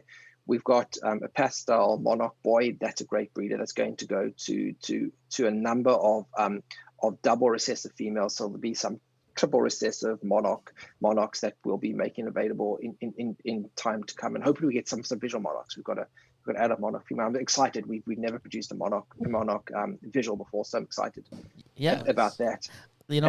I'm years away because I don't have any. So, Well, When you're ready to sell me some power monsoon, I'll swap you for a power monarch, and job done. Yeah, there we go. See, we have another super chat. Amy Giramonte, loving the positivity that Sebastian is bringing to the podcast. Look at that. Oh, thank you. I'm a positive guy, you know. I always Clearly. see the glass half full. I'm ever the optimist. I'm a realist, and if you know, I'm a realist too, and I've got my eyes wide open. But you know, life is fun, and this ball python industry is a lot of fun, filled with a lot of really great people. And I am eternally optimistic about it. And you know, I don't see how the industry crashes overnight. It's got so many great people in producing so many great projects. And as we're saying at the very beginning, Billy, there's, you know, just on the recessive projects that you and I are working on, there's 20 years worth of projects. I'm not gonna. Some of the stuff that we're making. I mean, I hope I'm still around, but I probably won't be around to see some of the shit that I'm trying to create. You know, to come, you know, some of these odds, you know, 1 in 256. Like, come on, guys. You know, I got to take that, start getting those odds, and then making stuff. And You've hit those before, those odds. not 1 in 256. I think 132. I've had 1 in. Have you hit 1 in 132? I hit 2. I think you had better odds because you had 4 genes I did head to head. and 3 genes inside of the heads. Yeah, so I hit everything. I hit a pastel, enchi, butter, ghost clown. You did even better. Oh, I did, yeah. No, you did hit 120. I did hit 1 in 1256, yeah. He hit From head to head, hit double head to double head. Orange Dream Fire double head Ghost Clown to a lesser Enchi Ghost clown. double head Ghost Clown. And I hit him. And he hit an Orange Dream Fire Enchi lesser Ghost Clown. Yeah. Oh wow. And they're males too. Yeah. So yeah, I did hit that. Yeah, but I mean, it's crazy. You know, I mean, that's not going to happen all the time, but I mean, it's possible. You know, but for the first one, when I hit the 1 in 132, I believe it was, or 1 in 128, it took me 4 years to actually. I didn't hit any visual, not even you know the 1 in 16. I didn't even hit nothing, and then year 4, I had 3 in 1 clutch. Bam! Thank you, patience and perseverance and belief and not saying fuck this, I'm done. Yeah, you know. I know exactly, and I think it's. You know, it's human nature to be a bit of a gambler. And when cutting those eggs and seeing what's inside there, when the excitement of that dies, you shouldn't be doing this any longer. Yeah. And every egg we cut, we're still excited. No matter what the clutch is, I'm still excited to see what's in there. Don't you get excited when you open the tub and you see a lock and then you see them on eggs? Massively like it's like, you know, it's like, oh my God, it's one step closer to the big finale. But it's like, oh my God, I got a lock, taking pictures. And when you see her on eggs, yeah. I mean, and then, you know, when you're cutting eggs, it's crazy. It was 1 in 256. It is 1 in 256 I hit. So I have there hit we one. Go. There we go. But let me just tell everybody, it was very uncomfortable sitting and moving around with all the horseshoes up my ass, okay? It really hurt. I don't recommend it to everybody, you know. So, hey. Chad might. Oh. Chad, come on. Chad's used to it. Oh, my God. Another question for you. This is from James Lashbrook. If money was no issue, what would be your dream holy grail of visual triple recessive combos? What 3 recessives would you want to see?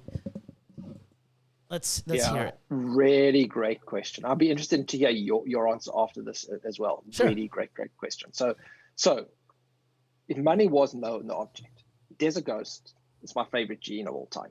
I just have to say Desert Ghost every time.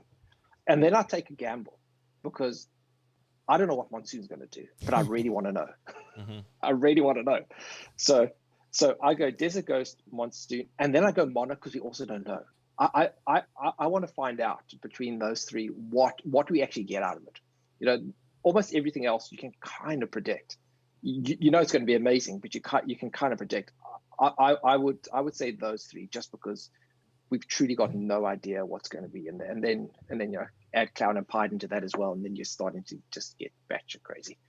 Yeah, I'm with you on the DG. I love DG and everything. But, I mean, you know, Austin made a point where, like, when you put a DG clown against an Ultramel clown, I mean, I sort of lean towards the Ultramel clown a bit. But they are incredible. Yeah. We've got an adult now, an adult It's nuts. Female, and she's just incredible It is. looking snake. But when you put Ultramel and Pied, which I have, I have Ultramel Pieds. I got breeders and you put that towards the DG Pied. The DG wins. No fucking comparison. So it's tough, and that's why there's no one right direction, and this is the only gene, you have to have it in everything. No, wrong. Wrong. You need to diversify and work, do what you love. But I'm gonna go a little the same. I know Pied is sort of it's there and it's limited, but I like my Pied. I want to see Monsoon Pied because I think it's gonna be something that's gonna. I'm hoping and I'm pretty sure it's gonna be sick. So Monsoon Pied, and I gotta pick another. You might as well just go DG at that point.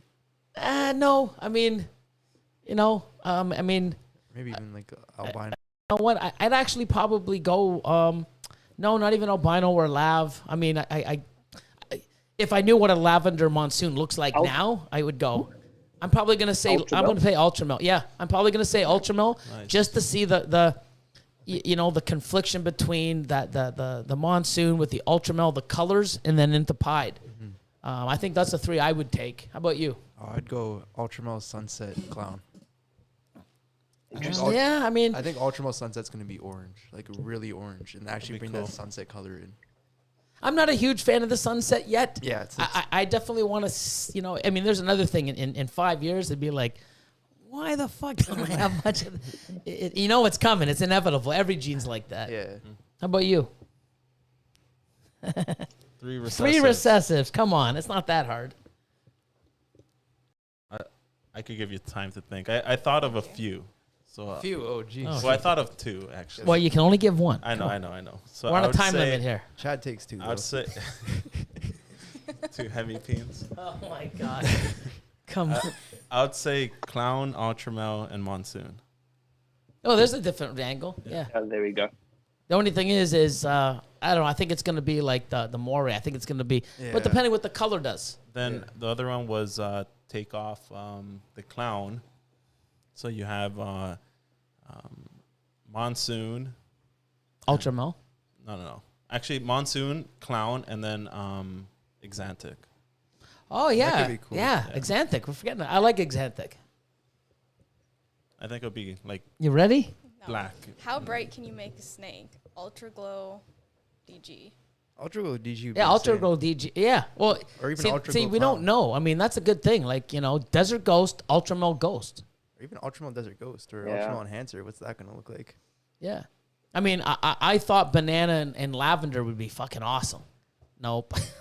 No. No. Yeah. Yeah, it's like, oh. So- But lavender Ghost is sick. Lavender Hypo is sick. As a baby, you could barely tell, but as soon as it hits like the 700 gram mark, just purples, not purple, more blues come in. I got to take more pictures. Yeah. We have 2 of So them. we're gonna have to we have to get together in 2035 and actually work. We actually show these animals and see if we ended up being right or not. How close we were. Remember I'll how send we the thought Canada this was invite. going to be the cat's ass? Well, it's from the cat's ass. But Yeah, you it know what I sucks. mean? Yeah, it was Really. way better than we ever expected. Here's one. This is the last question, and then we'll just say our goodbyes because I know you're pressed for time. I myself, so this is Jesse Music, and he said, heard about keeping males a degree or 2 cooler than females. What are your thoughts? I do. My males are always a degree lower than my females. Interesting. Can you tell us why? Well, we do that because I did that prior because I used to run my females a lot hotter. Everyone's like 88, 89, 90. I was like 90, 92. I am here in Canada. We had some, cooler winters and longer periods of like the cold. I mean, we're getting snow tomorrow for fuck's sakes. Like, really? Yeah. Yes. But I'm sure it's Probably like now we don't have a winter, summer. It's all over the place. It's whenever it decides. Like, Yeah. our weather conditions now were not like 5-10 years ago. It's like, winter was over, in January, February. Now it fucking starts in February and ends whenever it wants. It's nuts. But I used to like it a little lower I would run my males at 89, 90, my females, 90, 92. And one thing I heard that, because I wasn't getting slugs, but a lot of people say, oh, you're running your animals too hot, you're going to get lots of slugs. And I never really had that. I mean, I did get the few, like, some people will do, or it's not necessarily the heat. But, if you leave your males, they say that it'll, heat, disrupts the, it makes them infertile if it's running too hot. And I also find that when you take them out and you put them into the females, you get that space. It's big space. It's warmer. It gets them more active. And I've just never looked back. I've done it. I mean, so that's super interesting. So we don't. We keep them exactly the same temperatures. And if, in all honesty, I've never thought about doing it any differently. But here's the interesting thing: is I'm a very data-driven guy. I run a software company that's we deal with data all the time. So I keep. For the last 3 years, I've kept spreadsheets of everything, right? And I've got the data in terms of number of slugs and average clutch sizes, et cetera, et cetera, et cetera, et cetera. And I'm going to wait maybe another year, and I'm going to start looking at that data and seeing what it actually shows me. And we do get a reasonable number of slugs. Somebody asked me today what percentage slugs we get, and it's it feels quite high. Like every 15th female lays slugs, and kind of 5%. And I don't know whether that's high or not. Because part of my frustration with the ball python industry is people don't want to talk about where things go wrong. Right, and I hate it also. I agree. And I will absolutely share. We had last year, and I'm about to do an Instagram post on it. We had a Partho clutch. We had a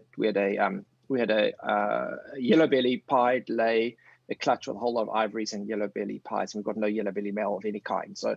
Like, wow. And some of the snakes had health issues. A couple of kinks, one didn't have an eye, etc. But they're all super great eaters.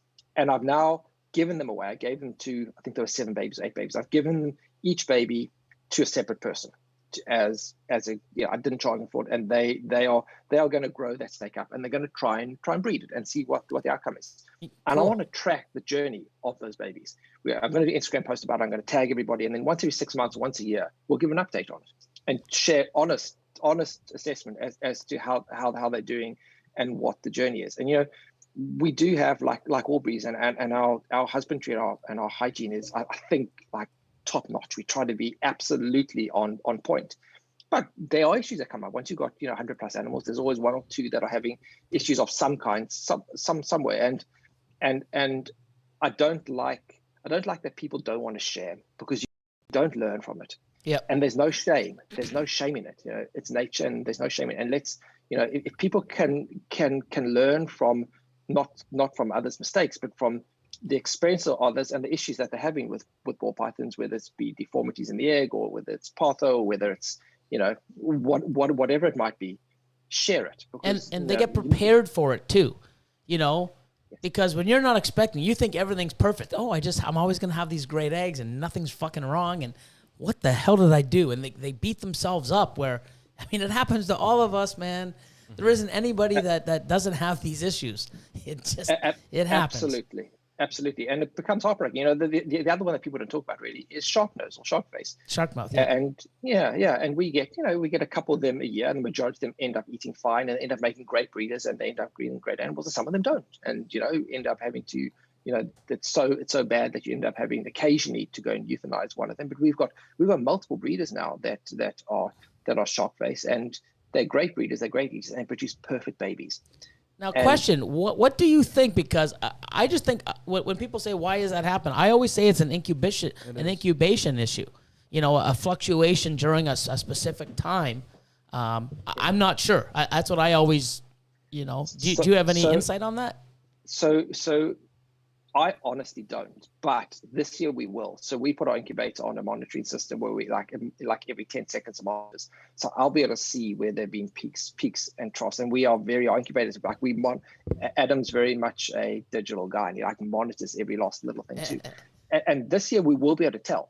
We will be able to tell if it is. But I think that's what everybody's guess is. But has anyone ever truly proven it? No.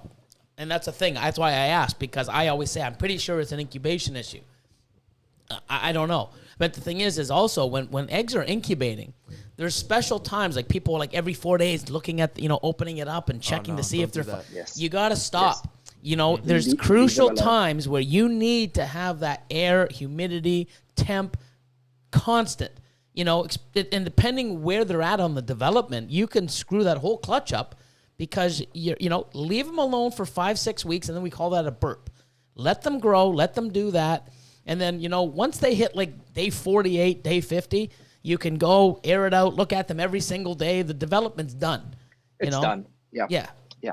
So Absolutely. But if people shared more, if they were truly happy to share and not be scared to be judged, I'm not going to judge anybody on any issue that they've got with a snake. We share the knowledge, we share the pain, and we all learn from it as a giant global community.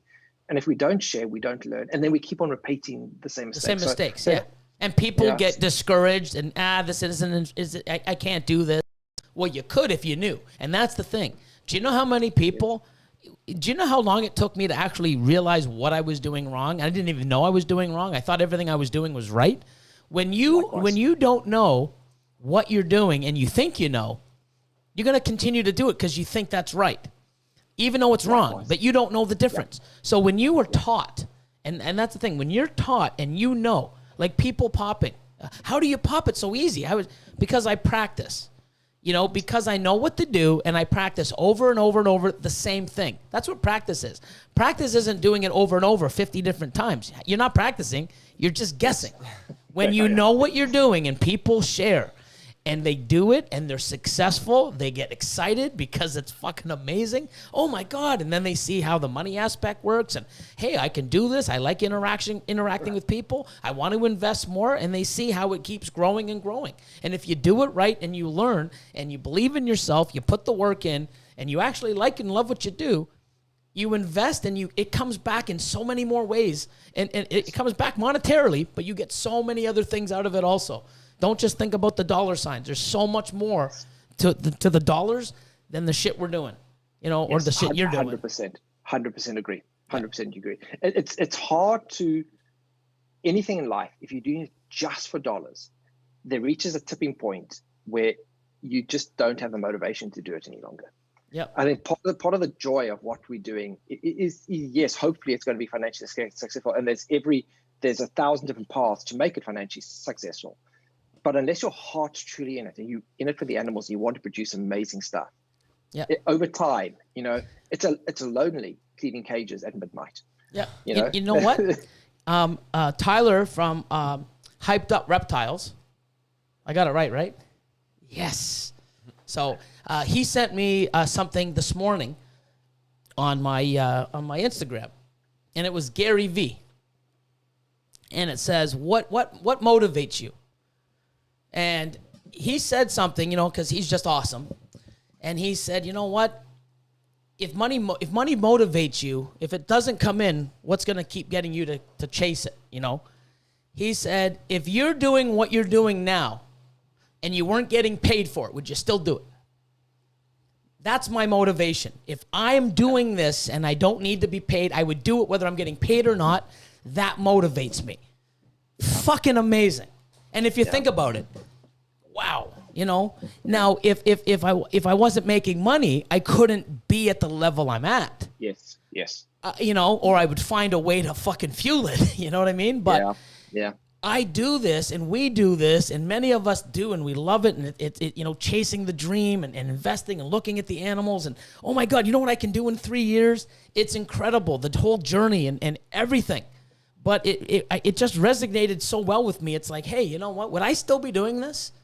Maybe not at my level, but you know what? I'd still be fucking doing it. Yeah, I definitely would. So would I. 20 fucking years I've done this, and 6, 7, 8 of those were fucking. I was doing okay, but I wasn't doing great, But I stuck it through, and it was really cool. And I'm just like, wow, man, no wonder he's the shit. Like, it makes so much sense. Like, yeah, I'd still do it. Yeah, absolutely. All right, I've got 5 more minutes, and then I need to put my son to for bed. sure. I know. I appreciate your time, and you're already over the 8:30. We have another super chat from Jacob again. Simple Serpents. Picked up a 1.2 leopard pie double het lavender clown from Sebastian. Amazing animals. Please do yourself a favor and check out their morph market. Definitely. Yep. How much are you paying him for these ads? Confidential. I can't discuss it. The checks in the post, Jacob. Thank you. You know those animals you want? I'll send them to you. Just blow my shit up on Instagram, on Billy's podcast. Yeah. No, I can definitely vouch for you too. Turcotte, another a guy from Ontario. I believe the Reptile Ward. Chris and Nick even bought an animal from you. Yeah, he did. Yeah. Yeah. So yeah, man. I mean, us Canadians are giving you love, and I mean, you got amazing stuff. You're awesome to deal with, and I love your positivity, and I like that where here you just said, and many people are probably in the same position, like, they're in the game, they've got stuff, they don't know what they're doing, they don't have guidance. I mean, I guide a lot of people and give them a lot of guidance to where they are and how to change it. But I've never heard of somebody saying, hey, you know what, I'm going to get rid of 85, 90% of my stuff and start all over the right way. That to me is like, holy fuck, that is, and you don't regret it at 1 second, do you?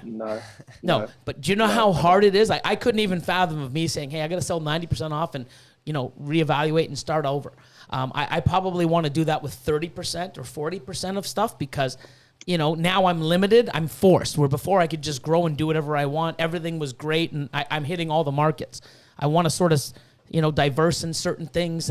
But wow. I mean, I couldn't even imagine going into my room and with Austin and everybody, it's like, okay, you know what? I can only keep, 200 of these 2,000 animals.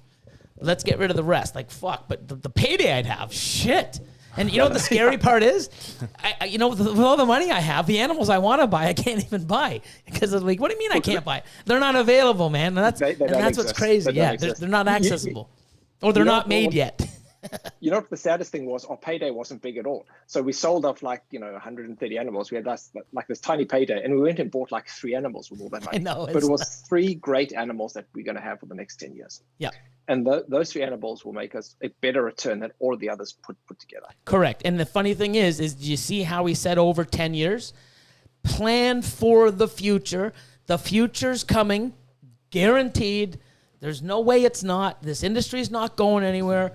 Believe me, if you plan for the future, in the future, you're going to sit there and be... It's like people investing or putting away, money into their savings.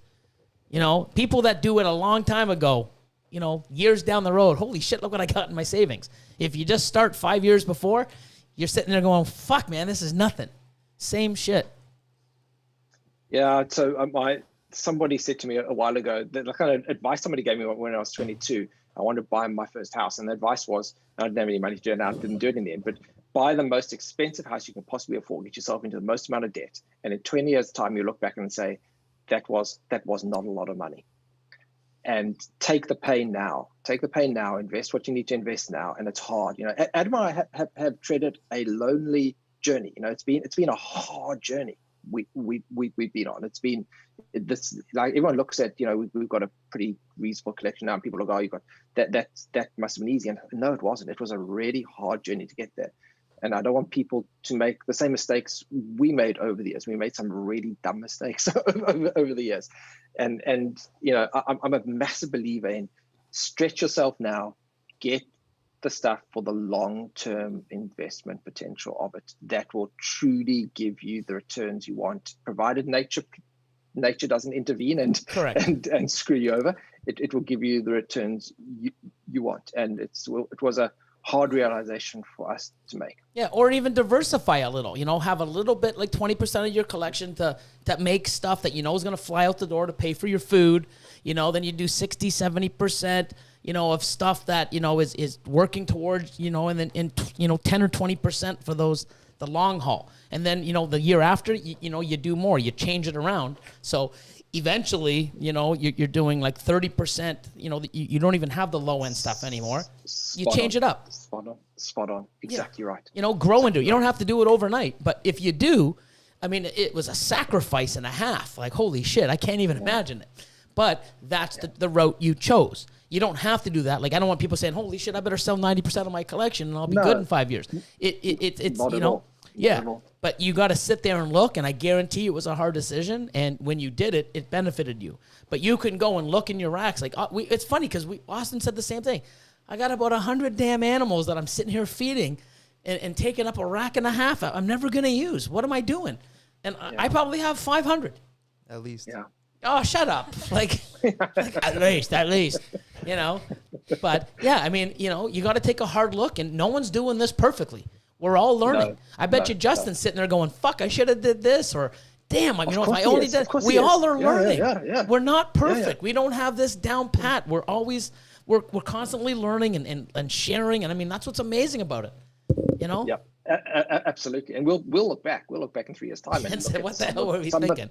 we would have made some poor decisions, but you learn every time you learn and you get better and better. Correct. So I'm happy to share with anybody. You know, our model is a model that works for us. It's not going to work for everybody, and there's some brilliant other models out there that work for other people. But I will happily chat through with anybody who wants to challenge what we're doing and learn from it. And I'll share in detail the dreadful mistakes we've made over the years as well.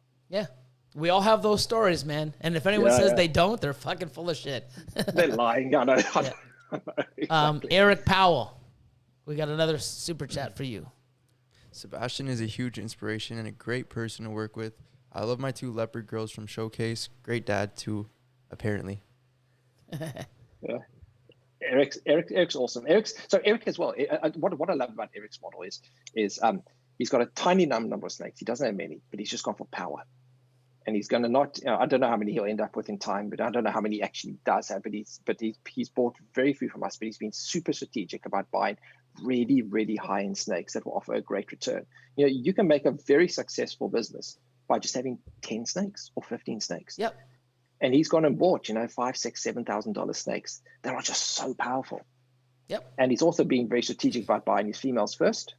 He's stocked up on his females, and then in a year's time, he'll go and buy the 1 or 2 pound males he needs. And in probably a very small amount of space, without a ton of time and effort taken into it, with a lot of financial investment, but he will make if he sticks with it, which and he's a highly motivated guy, so I suspect he will. He can make a highly successful small business just with that small number of animals. Yep. Or you'll go like all of us, and before you know it, he's got 300, and that's the end of it. But there isn't any reason that you can't, in an apartment, in a small 1-bedroom apartment, have 20 snakes, 20 high-end snakes, and make a hugely successful business out of it. Correct. Yeah, and I mean it's. I mean, Ozzy's probably done it the best. I mean, he went big, and it's like, nah, this ain't for me, and he scaled down, and power in small numbers, and you can't say he's not doing well. So quality over quantity. For us, that is our mantra every single time: quality over quantity. Yeah, and even me. I mean, I still have some stuff that, I mean, it Lord of Lion last year took like 5 or 6 het pieds that I produced in 08, 09, in 2010. Yeah. And people would come over and it's like, Billy, man, you got like fucking 30, 40 combo and visual pied breeder females. Why do you got these? Because they give me 11, 12 eggs, 9 eggs, 12 eggs, and you put the right male to it. I'm doing 3, 4, 5,000 a clutch. It's still good, but now here you go. And they're all gold. They're all going for me this year. Yeah, too. see, yeah, and of course they are. So, and now I'm sitting there going, damn. But yeah, I mean, you got to replace, and now especially, man, I've got to get rid of all those. You got to be strategic, and it's gonna be tough. I'm gonna have to call you. That's why I'm calling you. I'm like, how did you do it, man? I'm fucked. I got like 50 animals. I mean, I don't know, man. Maybe I'll get a second unit. I don't know. And you're like, Billy, just sell the fucking things. Just sell them. Yeah. Sebastian will come up. What did Austin say? He told me to sell them. Well, fucking listen to Austin. I'm like, but no, it's so hard. Oh my God. I mean, so I'm the same as you. The female is going to produce 5 grams worth of babies. It's hard to sell that female. Exactly.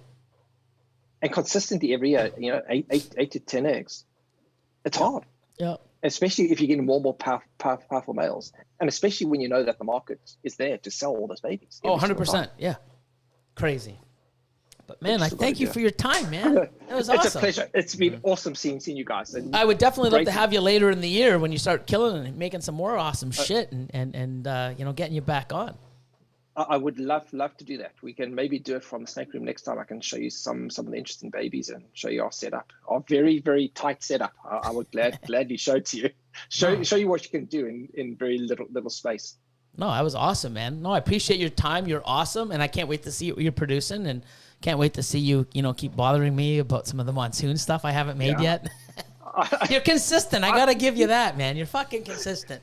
So if you ask the same question enough times, then people just say like, "Fuck it, I'll sell it to you. I don't care." Anyone go. No, but you're awesome, my friend. All right, really, take it easy. I would love to come up and see you guys. I go to Canada at least once a year when I'm awesome. next once travel. So I'd love to come and see you guys if you'd have me. Where do you go? I don't know, man. We got to talk. You think we should? Yeah.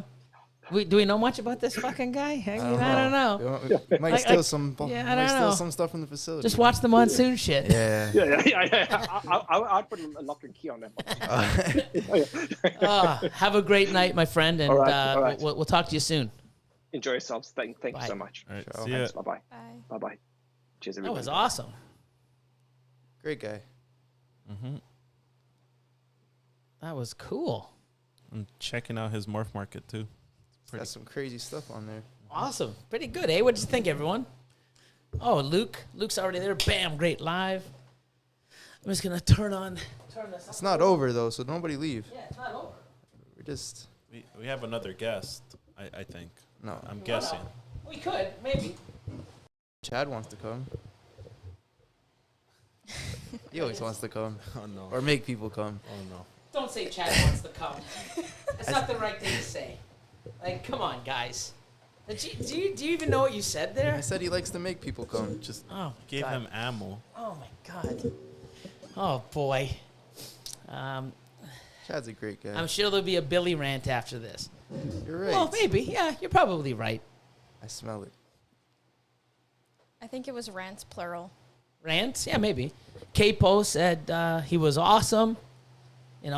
He's amazing. Yeah, really good stuff. I mean, quality, amazing guy. But I didn't even know that about him also, which was cool. I mean, imagine taking, breeder females, like everything you do, and just say, you know what? Like, I got to restart. fucking restart. Like, wow. Fresh start. That's hard. I mean, Is it really restarting? Because he's just replacing it with like. No. Just He a sold like he 90% of he his sold Oh, you mean the 90% of first his time. breeder Yeah. females. Bought 3. Bye-bye. Oh shit. And bought 3. Oh. But obviously, it definitely put him in a good direction. 100%. Yeah. And that just goes to show people, like rebranding yourself. Mm-hmm. Starting over and doing it right with everything that you've learned or the knowledge that you've got.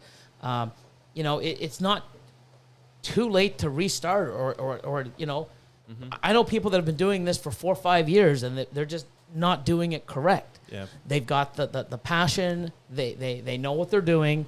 They're just not capitalizing on the right grouping and investing in the right animals, the right project, and in themselves. And it just goes to show you, wow, I couldn't imagine going in, and saying, hey, we got to get rid of 400 breeder females. Let's do it. And start all over and wait a year or two to get like. But we do have to. But you did do it basically right, almost from the beginning, or like. Well, in you a got way. the hang of it like pretty soon. So I bet some people would like that in life in general. Just like wrong? restarting. My thing keeps cutting out. Oh, it's because it's probably this one right here. hold on. Is that better? Watch it. It's going to be good now. We had the problem before. Just pull these out a bit. These two. Right there. There you go. It's the fan. Talk. Hello? It's the Talk fan. into it. It's the What? fan blowing on it. Say. Hello? Hello? Hello? Hello? No, it's like the sound cuts out. That's the fan. And it Okay. doesn't blow on you. I don't know. Say that again. Hello. Well, Yeah. people want me to talk. There you go. There you No, go. she's See? talked There we tonight. go. Yeah. She said hello for I guess. We're gonna have a enough quiz. days in the month. Yeah, we're gonna have a quiz. Hi. Do you know what Kat talked about last night? If Hello, you can. hello. How many times did hello, she say hello? 6 No. now. Yeah. Hello. I think it's water break time. Yeah, maybe. I was a little late water break today. Who am I yelling at? Who are you yelling at? Oh, here you go. Kayla from Marvel Balls UK. Just found out my breeder Mojave is also Goblin. And for those of you who don't know, Goblin is Yellow Belly from Nerd. Nope, Ralph Davis. Ralph Davis, sorry. But Nerd has a lot of it. What combos would you suggest based on what you've created so far with yours? I'm looking at Asphalt. Asphalt's a great way to take it. Yeah. Probably the best way to take it. Yeah, I love my freeway stuff. I would take it, Asphalt, because of the freeway. I mean, that's just, what I would do with it. But there's so many things. I mean, you can even make some really, like leopard yellow belly. And now you can make like ivory yellow belly combos. Silky Ways? Silky Ways, yeah. You can do, there's so many. You can even go highway, with gravel. Yeah, but... I like my freeway better. But there's Spectre. There's, you can do, oh my God. Spark. Yeah, there it is. But it's Mojave, so what looks good? Mojave freeways are really cool. They're really dark. They have a nice dorsal stripe. Mm-hmm. Maybe get Enchi in there. Definitely. I like Enchi. Enchi's awesome. We haven't even seen an Enchi. Have you seen an Enchi Mojave freeway? Has it been made? I haven't made it. I have Enchi stuff, but not there. Yeah, Gavin Costello, freeway, baby. Yeah. Moon over Miami. Hello, what happened to your guest? He could only stay till 8:30, but he actually was nice enough to go a little bit longer, Chad loves it when that happens. What's that? When the guys go a little longer. Oh, my God. I'm going to go for a water break now. Yeah, please do. He's gonna video chat you. Oh, my God. He's gonna be sitting on the toilet. So what we're going to do while these guys are gone, we're going to do some of our shout-outs of the week. Yeah. And I also got some really cool stuff. When these guys get back, so don't take too damn long. Here, why don't you do something here? Watch. See how there's water? Why don't you pour the water in and fill? Yeah, that way. Everybody. There Thank you go. kind sir. Of course you spilled some. Everybody trying to watch a lion pour water. Hey, what about here? Pour both waters in. There you go. Austin doesn't tip. Because Austin doesn't tip. Yeah, because the thing is if you go down and fill the water up, right here. Because, there you go. Look at this. Look at the service, Lord of Lion. This is awesome. Thanks, Lord. That'll be $100. Bottle service. Most expensive water I've ever had. Yeah, there you go. Snooty Snacks. Do I remember every combo I've ever produced? Probably not, but I probably do. It'd be cool. It would be hard. I've produced so many, but, it'd be neat. I see Nava Reptiles just made a comment. I want you to ask him to pour the water when they come back. We should. I probably will. But I want to give you a shout out, Nava. Fucking Zach. I think it was Spot Nose Yellow Belly Head Ultramel to Mojave Ultramel. Am I right? Sick shit. Sick. I think you're missing a gene. I probably am. I'm missing a lot of shit. But I'm going to say Spot Nose Yellow Belly Head Ultramel to Mojave Ultramel. Just going to think. Let's see. We got a delay, so we're sitting here waiting. Fire Yellow Belly Spot Nose. Hey, I thought you were missing a gene. Yeah, look at you. Sick. I should have made it better. It's like, hey, do you know the gene I'm missing? No. Yeah, there you go. Don't make me look so bad, damn it. So, yeah, that's awesome, man. Congratulations. Speaking of congratulations and shit, here we go. It's time for shoutouts of the week.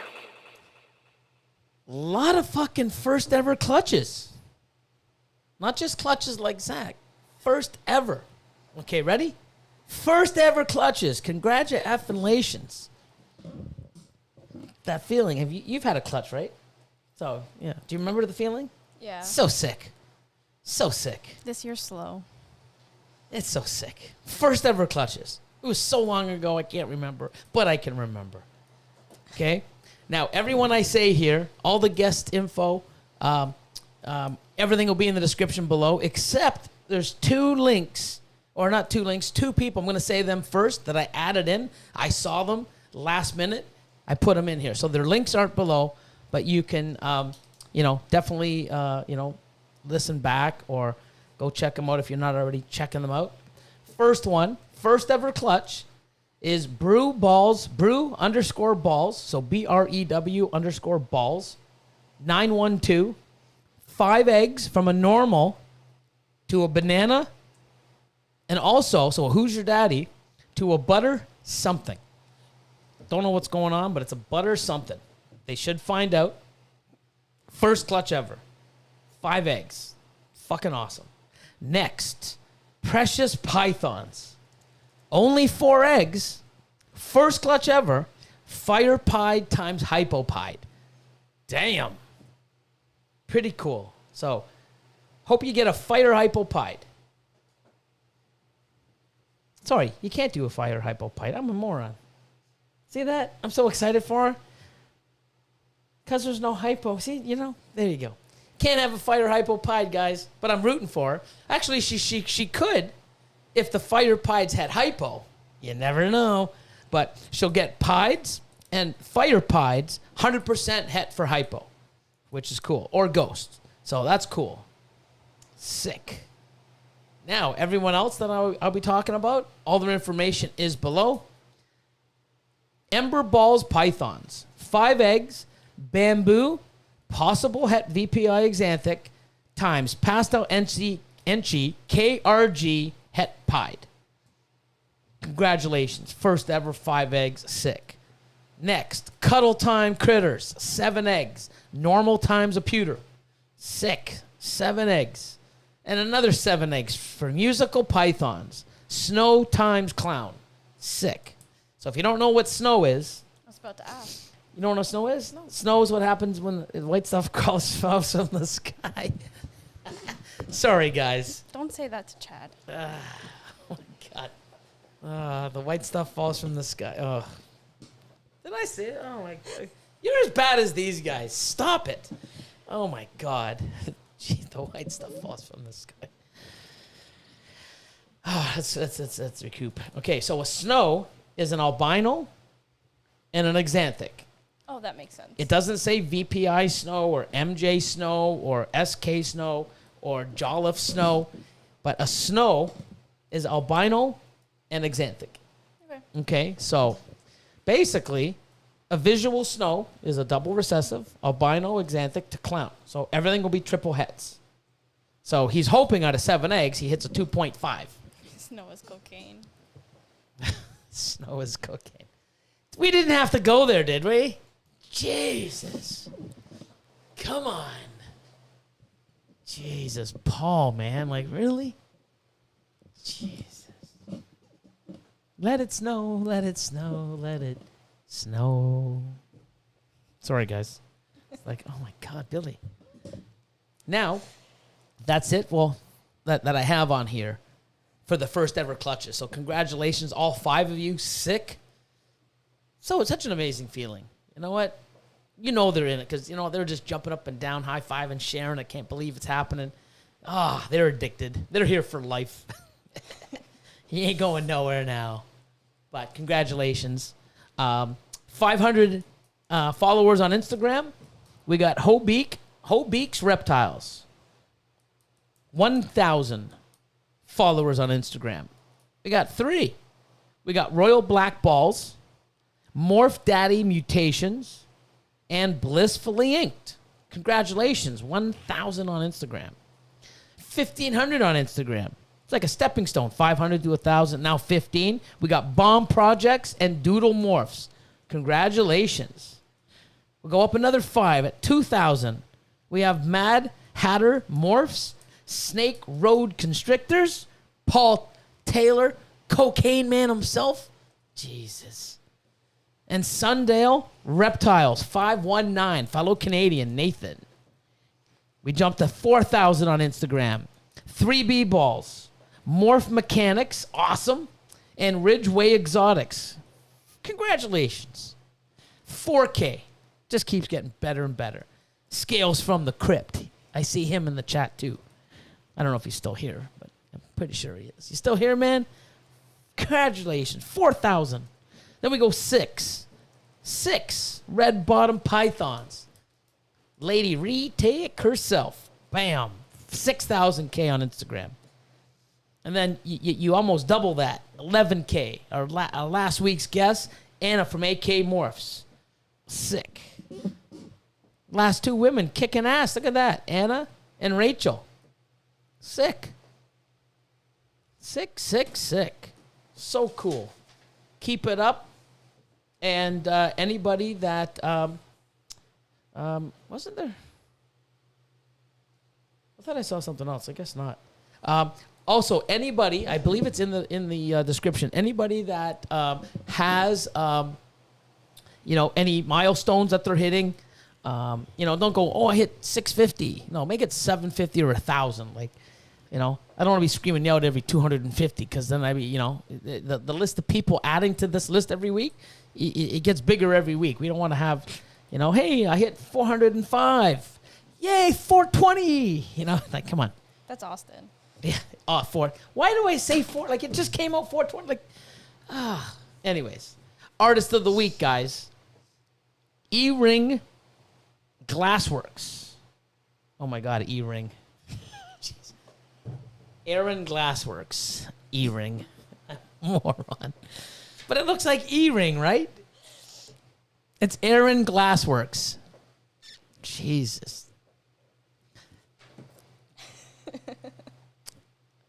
Callie, because I'm You need this to way. start putting spelling. You need to start spacing it, okay? So when it says Aaron Glassworks, put Aaron space glass space works, so I can read it and not seem like an idiot all the time. And like hyphens, so he can abbreviate properly.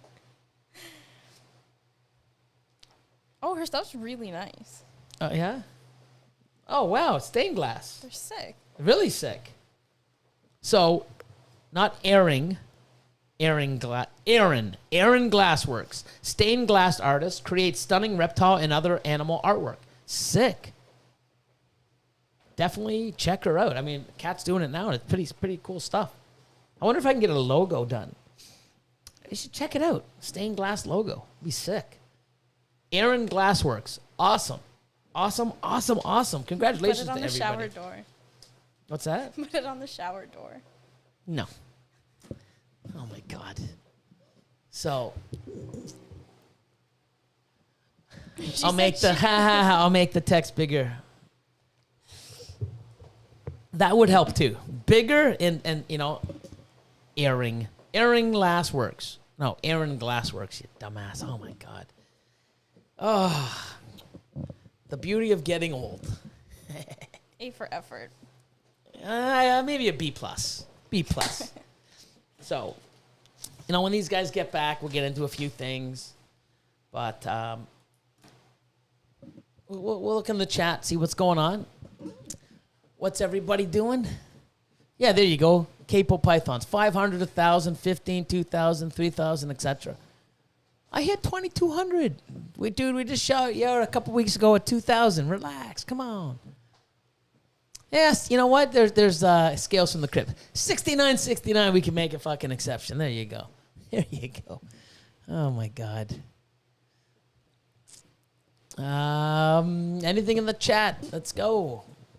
What do you want to talk about? What's going on? Anyone else that has some cool stuff happening?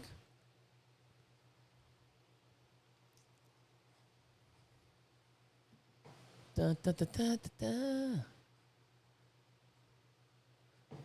Boop and Snooze. Reptiles. Officially started my LLC on Friday. That counts. Fucking right it does. That's awesome. Congratulations. That's awesome. Very, very good. Storm Exotics. How was my birthday?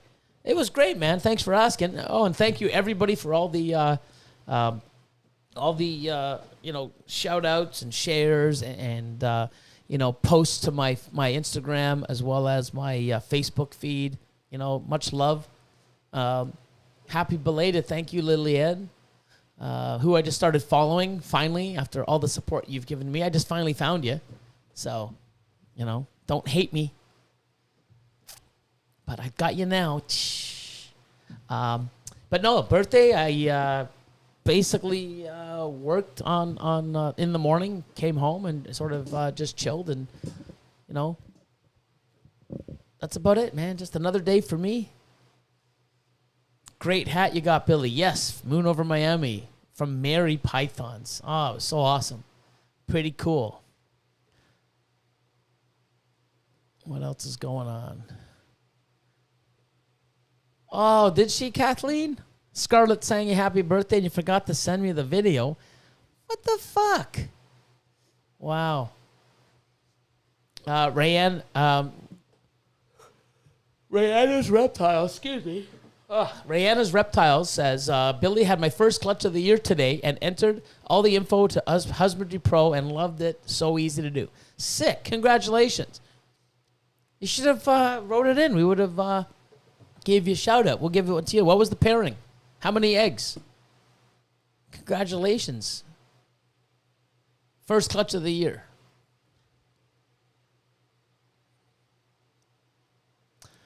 Ever produce a Mojave Crystal Clown? Does the clown pattern? I haven't. Will I be doing one this year? I don't even think I'm making a crystal clown. I think I might. I have to ask Austin. I might be making some crystal clowns this year. Not sure. Let's see. Do you see it? Is my husbandry Pro for sale list updated? Only for I'm having a Canadian sale. It's all like lower end stuff, but I will be using probably within the next 2-3 weeks. I'll be putting the Husbandry Pro store on my website. Oh, excuse me. Updated, and I'll have Morph Market, and then another link. A link to Morph Market, and then a link to my for sale on Husbandry Pro. Thank you, Quebec Reptiles. You're awesome as well. Catherine wants to tell us stories. Yeah, she does. Like how she got bit in the armpit today by a snake. Why don't you tell them that one? Not even shitting you. Tell them. Go ahead. We were cleaning. Billy, you could see his car pulling out of the driveway as it's happening. And it just got me, and it wouldn't let go. It was a food coil. Yeah. It wouldn't let go. In the armpit. I started screaming. Wrapped around her arm. There were tears. They got video too, don't you? Pics. Yeah, I do have videos. Yeah. Elion's first reaction was to take videos. Of course. Like she's crying, and all of a sudden... I'm not trying to make you tired. Sorry, snooty snakes. Or snacks. Snooty snacks. What I am. I've, It was on my arm, but it was really close to my armpit. Yeah. Oh, you can't see That's it. not your armpit. It's like here. Is that it? Yeah. This whole area was red, though. That's not an armpit. That's a bicep. I'm pretty sure. Don't you not know your anatomy? Pretty sure there's a tooth in there. In your bicep. Yeah.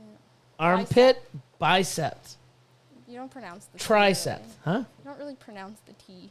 What's that? Bicep. Bicep. Yeah, the T's like silent. Tricep. Yeah, I guess. Wouldn't be the first thing I fucked up. Levant. Thanks, brother. So Levant, straight fire, reptiles. If you don't know who he is, what rock you living under? Come on, man. Hey, Billy, nice. Can't even speak. Nice T-shirt you got made that you're wearing. What kind of decal is that on the front? MC.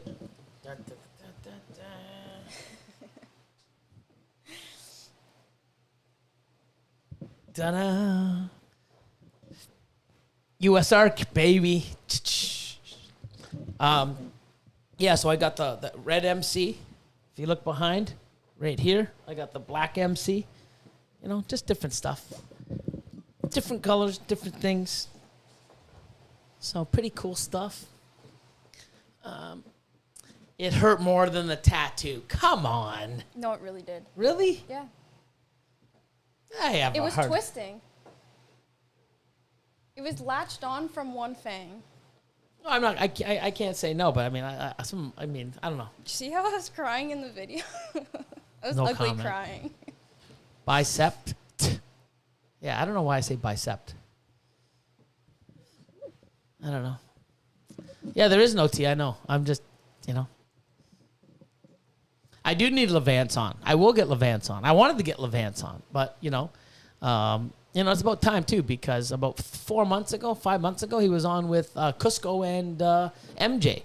So I don't want to have guests like 1 week after the other, because it's like everything they pretty much said. Fuck, you could have watched, you watched the video the week before. But I definitely want to have him on. I've been talking back and forth with Levance probably 5 years now, 6 maybe. Yeah. Actually, yeah, at least maybe even longer. Probably longer. But yeah, he's an awesome guest. I'd love to have him on for sure. See what else is going on. Tyler hit his first litter. Oh, yeah, his boa litter. Yeah, Tyler from, both Serpent Stacks and Hyped Up Morphs. Oh, my God, reptiles. I corrected myself. So, Arlington, man, I'm fucking jelly. Damn. Really, Zach? What, you mean on these pipes? Come on, man. Look at those pipes. Come on. That's not going to feel. Hey, they're as big as mine. Come on. Please. Come on. Wait, can I celebrate a PR? I hit a PR at the gym this weekend. D&D. What's a PR? Personal record. Oh, I thought it was like a person. I hit a PR. What's that? The guy that stands behind the counter and holds the towels. Oh, really? You fucking hit him? Oh, shit. Wow. What did he do to you? I understand. What's personal record? 215 pounds on a squat. How many times? For 1 rep max, but I did 205 right before that.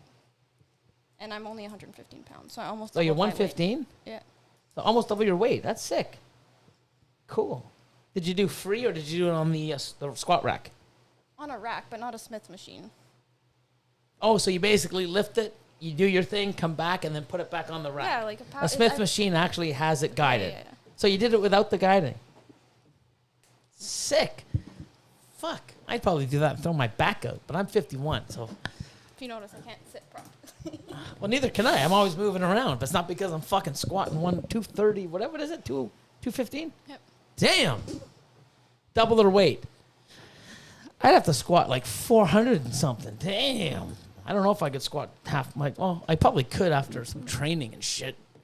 But that's good. What else? What everyone's saying. If Austin and Elion are in the chat listening or watching, get the fuck up here, man. Come on. We got like 45 minutes to go. Fucking water breaks. Oh, fucking kids. Come on, guys.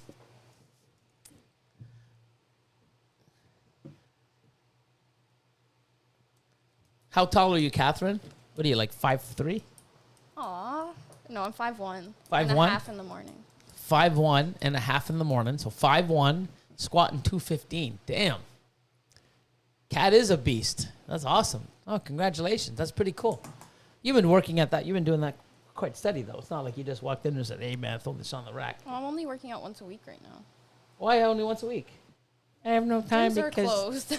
Oh, yeah, that's true. I thought you were going to say, because you fucking slave drive me. Yeah, I couldn't Well, do it that too. after work. Let's see. I passed 1K on IG about a week ago. Perfectly engineered reptiles. Did we not have you on? Did we not give him a shout out last week? Who? Sorry, zoned out. Perfectly engineered reptiles. No, we didn't. You didn't get it in. You didn't get it in, but you got it now. I missed last week. Yeah. Nope. Oh, we had Dragon's Lab, 500 on Instagram, 1,500, Daybreak Exotics. My man Antoine, High Desert Pythons, 5 friggin' K. Sick. And of course, Chris Eaton, Snakes and the Fat Man, hit 500. So, sick. See what Zach said? What did Zach say? So it says, have you heard the theory that the rat we are feeding... Hold on. Have you heard the theory that the rats that we are feeding, because they are based on lab-grade animals and have high rate of cancer, could be passing it on to our snakes?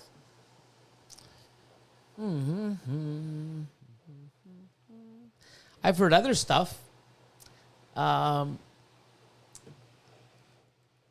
definitely with you on some of the things that are happening to our snakes is because of some of the rodents we're feeding. But have a high rate of cancer. I think there's a lot of stuff. So I don't want to get too into this, but there's a lot of stuff that's going on behind the scenes, and a lot of these rodents, I can't speak for everybody, but a lot of these people selling rodents, the rodents are fucking crap. Parasites, tapeworms, fucking, bumblefoot, poor conditions, and, they're not very nutritious. They're not, they're feeding them like shitty food, not properly meant for, not giving them the proper, too much fat, fillers, not proper protein, not proper ventilation, shitty water, all types of crap. And the animals that we are definitely feeding are not, some of the test results from some of these rodents, I'm so glad I stopped using these fucking people years and years ago. And, it wasn't even the rodents. It was also their shitty work ethic and how unfucking professional they are. But, yeah. It definitely, I think that rodents... What's funny? Sal. I think it was Sal. What'd he say? You can speak too, eh? If I'm not seeing something. I squat 250 every time I bend down. Oh, my God. That is a good one, bro. Fuck.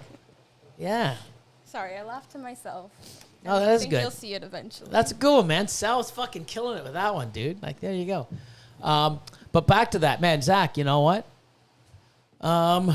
It's definitely something. I have every intent of breeding and feeding exclusively ASFs within the next year or two.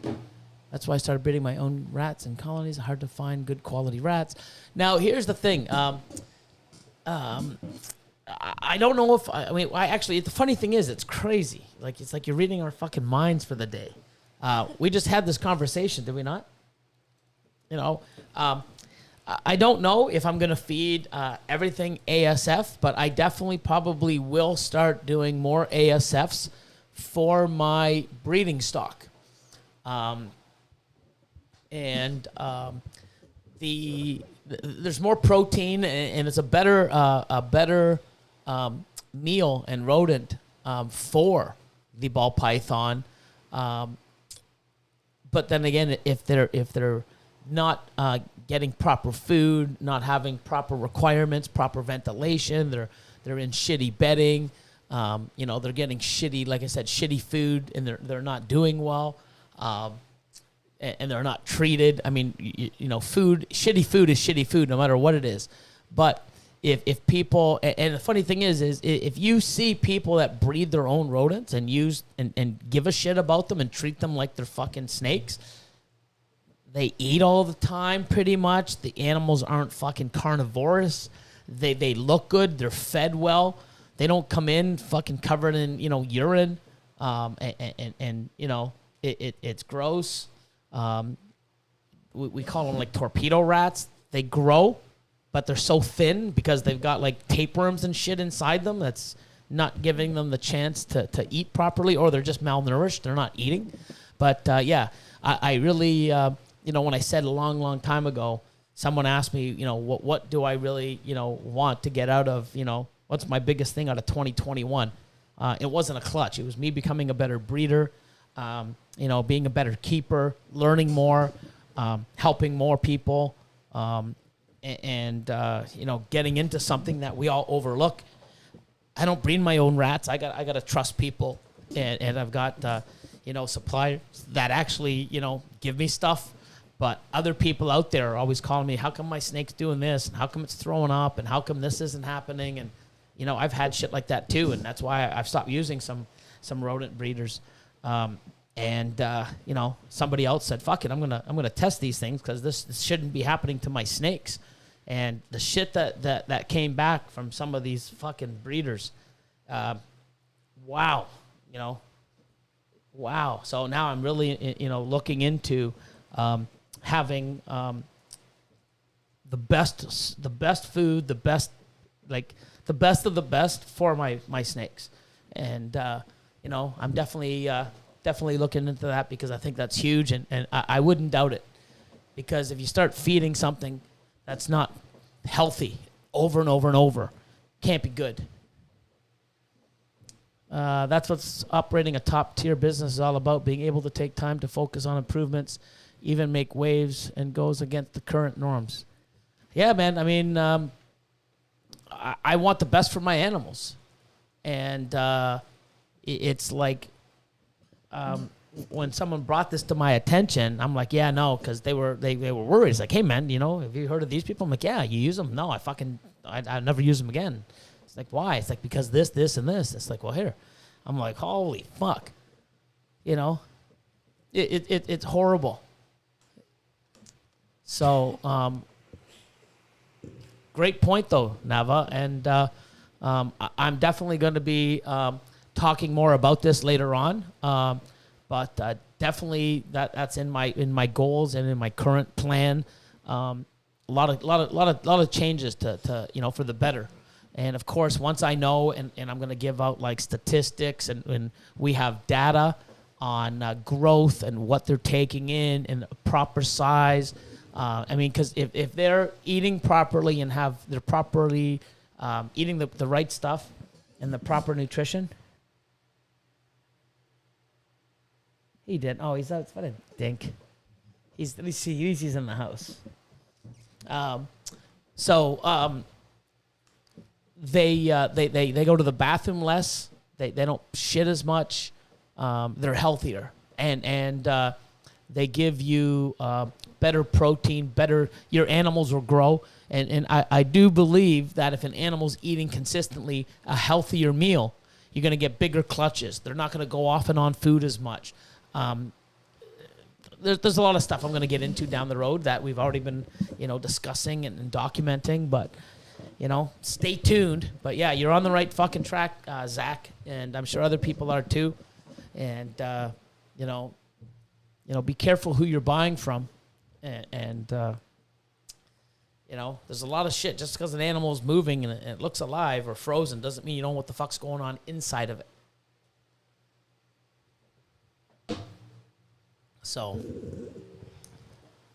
Ooh, can you ask that person if feeding frozen actually kills some of the bacteria in rats? I can ask them. That'd be good. I think that's a good question. Yeah, it is.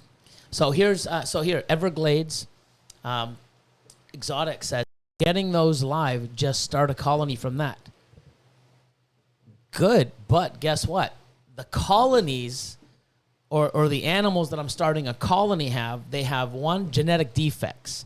They have, what I would do is that, there's a lot of genetic I've learned so much about rats and genetics and body structure and everything else in the last while.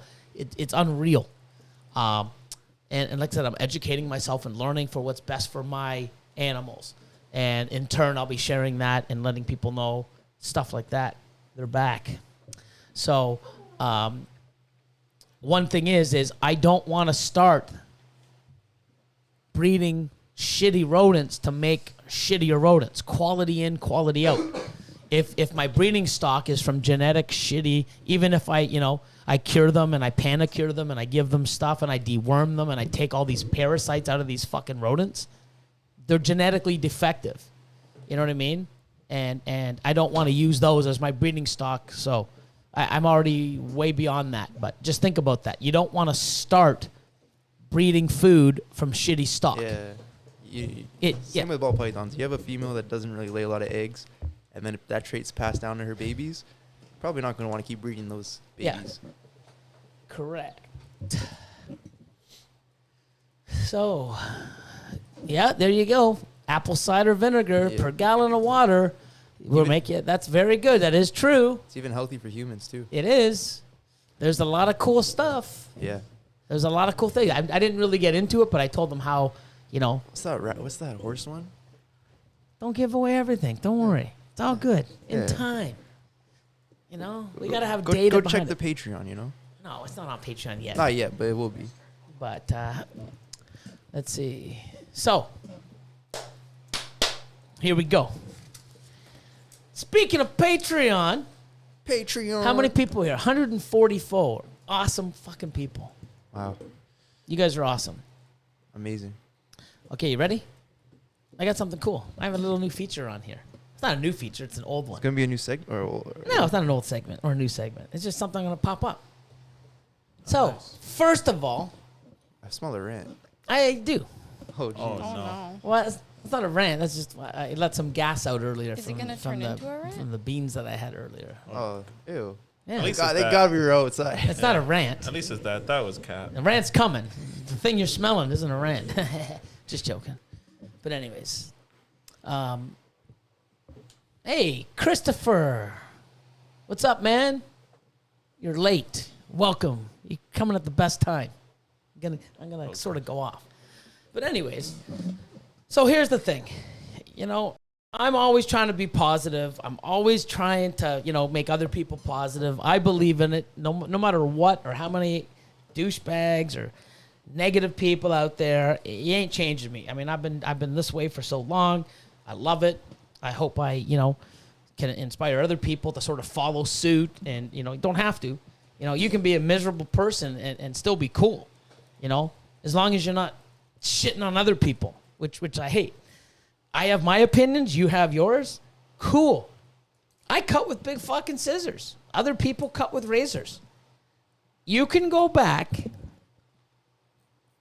20 years, go through every fucking Facebook message or Instagram or YouTube. You'll never see me go on there. Oh, you're doing it wrong. You're cutting with the razor. You're harming the animals. You don't know what you're doing. You should. I don't. I cut with scissors. So I have my opinion, and I don't shit on there. So why do you have to shit on me? I feel comfortable doing it, and people need to do what they feel comfortable. There's more than one fucking way to do things. Cool. So, just saying that, okay, we're going to get into this. So Patreon. I've had Patreon for almost 2 years. There's a lot of people on here that are Patreon members. It's not for everyone, okay? But the people that are on it, I'm sure they're glad they're on it. I've had people come on and you know what, it's okay, but it's not for me, and leave, which is fine. Yeah. Okay? If people realize, and I said it from day one, what you're paying, you get a lot of shit. Like, we're doing a lot of shit for it. But you just buy an animal in a year or two. The discount doesn't go away. You get it all back. You get the discount. Just get into the right tier. But the information and the help and the higher the tier, obviously, the more you're going to get. Cool. I don't even fucking really promote Patreon. And I'm not even trying to promote Patreon right now.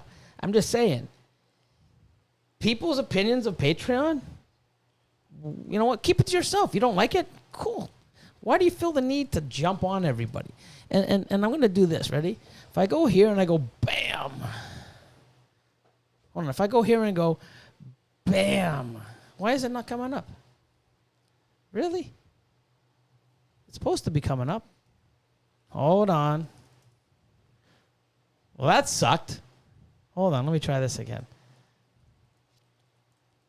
Yeah, there it is. Why is it not popping up? This sucks. Hold on, guys. I don't know what the fuck why it's not working. Damn it.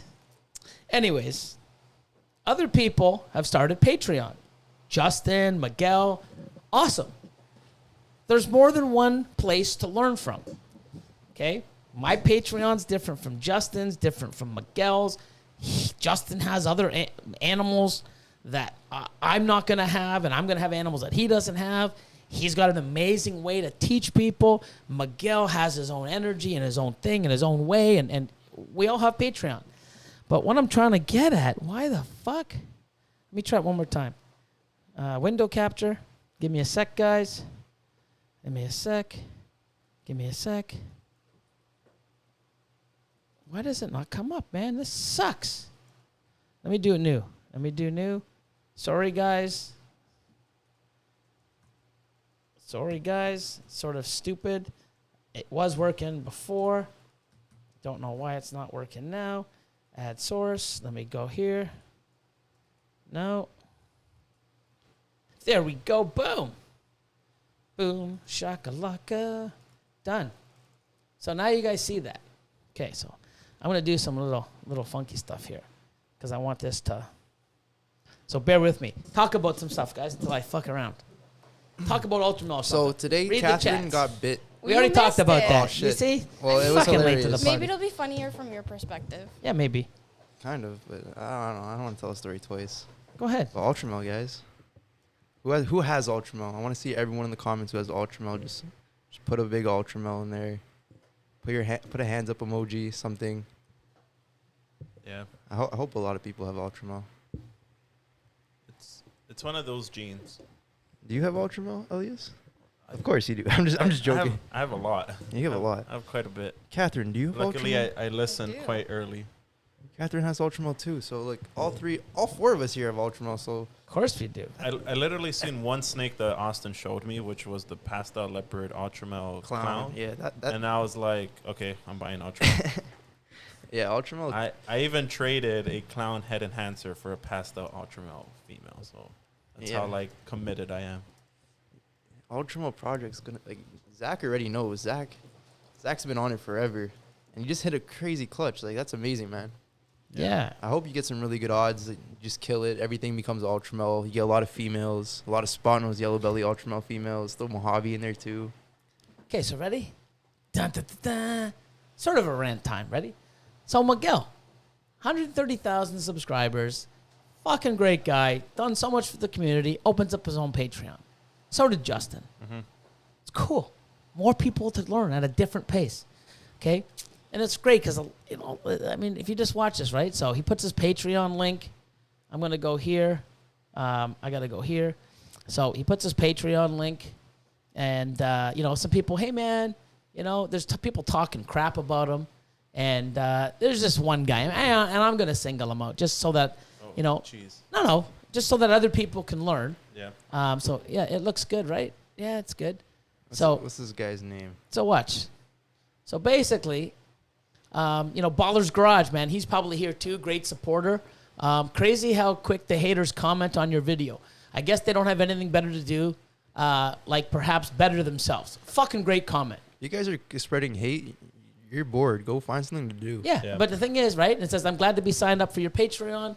I'm pretty sure he's part of mine. He's probably part of fucking Justin's. Mm-hmm. Nothing wrong from learning from amazing people. I teach differently. My Patreon is different perks, different things. Justin's we're all different. It's not the same. It's not like, hey, they're all great, okay? But what I really fucking hate, okay, is, so many people positive, and Paco Miranda Pythons, really cool fucking people. John fucking Feely, sick. Like everyone's awesome. Elliot Perez. Yeah. Oh, Elliot Perez. Fuck, He's everywhere. All you have to say is Elliot, and everyone knows what the fuck's going on, man. He's just a rock star. Mm-hmm. Okay. Healy's Pythons, of course, Elliot. So many awesome fucking people. Okay. And you keep going, you keep going, you keep going. This fucking person. I'm not gonna say any words, but Ely Dan 69. Cool handle. Ely Dan 69. You're getting an extra 3,000, so he must be from Europe. Mm-hmm. That's pounds. 3,000 pounds in your bank every month from this Patreon stuff. Kind of annoying that people pay for this. Okay, ready? I left it open. See how it hides? So there's 16 replies to this. you know, kind of annoying that people pay for this stuff. It's crazy. Okay, so you know what? I can go and watch a fucking YouTube video on how to build a fucking deck. You know, or I build a house or a shed. Or I can go to school or have a professional or work as a subcontract or as a apprentice for a couple years and learn the right way and build it, and it's going to last for fucking ever. Yeah. Okay. There's even like some like Home Depot does classes on like weekends. Or you can pay for it, like photography. Fucking Photoshop. I've tried fucking around watching videos. Wow. But Even if you take a $400 course, holy fuck, you're so much better. Okay. The funny thing is why does he give a fuck if Miguel is making money? He's annoyed of people getting paid for this. Getting paid to help people learn from their experience, from their point of view. And he doesn't. And it's not like Miguel doesn't have fucking anything to show for, or Justin, or you know what I mean, or myself even. Okay. And I love Miguel. Ready? Very simple. Don't watch. It's that fucking simple. Don't watch. It's like I said on my shit. You don't like it? He's most likely going to watch. That's the problem. Yeah, but you know what the worst part is? Look how much, wait till you see how much time this guy put in. Fucking hating on Miguel and people on Patreon and even Justin and everyone else. I want to go over this. Oh, Joe, of course Justin come in because, you know what I mean? Like, you know. This is just stupidity. Yeah, but the thing is, right? Like, the amount of time he put in to do this, and like, you know what? If you put half that time in to watching a video or being positive, you'd have better results with your own shit. And we can't read the chat right now. You might have to because we're covered. So because we can't see what you're saying. So if there's anything, you know, pop it out or we come back to it. So very simple. Don't watch. And if you pay, it says R, but it's supposed to be pay more attention, you would see that the money goes back to the person for a snake or merch or U.S. art donation. You're the reason why people do Patreon. So thank you. Be negative elsewhere. And what he means by that is, you know, I started Patreon for different reasons, but it's an actually amazing reason why I'm glad I do it, because I can say stuff to people that understand or they might not do things the same way. They could agree or disagree, but they're not douchebags. They understand it's my point of view. Never did I say this is the only way. They understand that. They're there to learn. They're there to be a part of something positive and not negative bullshit like this. Because I have 257 posts on fucking my Patreon. 257 posts. I'm posting 5 to 6 times a fucking week. And more. Okay? Yeah. I haven't had anybody in our group of amazing people, and I have over 300 consistently over almost a year. Oh, what the fuck? Blah, blah, blah, blah. Nothing negative. You know why? Because they know they're in the proper place to learn that negativity gets you nowhere. Okay? They're positive. But there are some people that have left because of negativity. I'll get into that too. Yeah. Okay? Be negative elsewhere. And then Justin comes in. You're the reason people do Patreon, 100%. And you know why? Because we can go, because, you know, people, whatever videos we do, I do shit on my videos, and I'm trying to help people.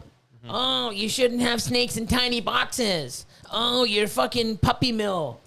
And fucking stupidity. You know what? People that are there to learn and watch, and you know what?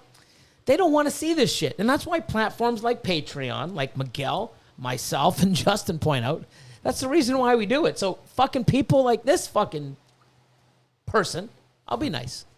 Okay? I don't know if it's a he or a she. I don't want to, you know, Ely Dan. I don't know. In 69, I don't know which one's Ely or Dan, or which is the 6, which is the 9. I don't even want to get into it. Don't want to hurt someone's fucking feelings, saying the wrong word. Butt hurt. I mean, he's annoyed for people getting paid for their expertise and their talent and helping people and their time. Because you know what? This takes fucking time. Yeah. Okay, but it gets better, okay? And it's not to say that he's going to stop posting videos on YouTube.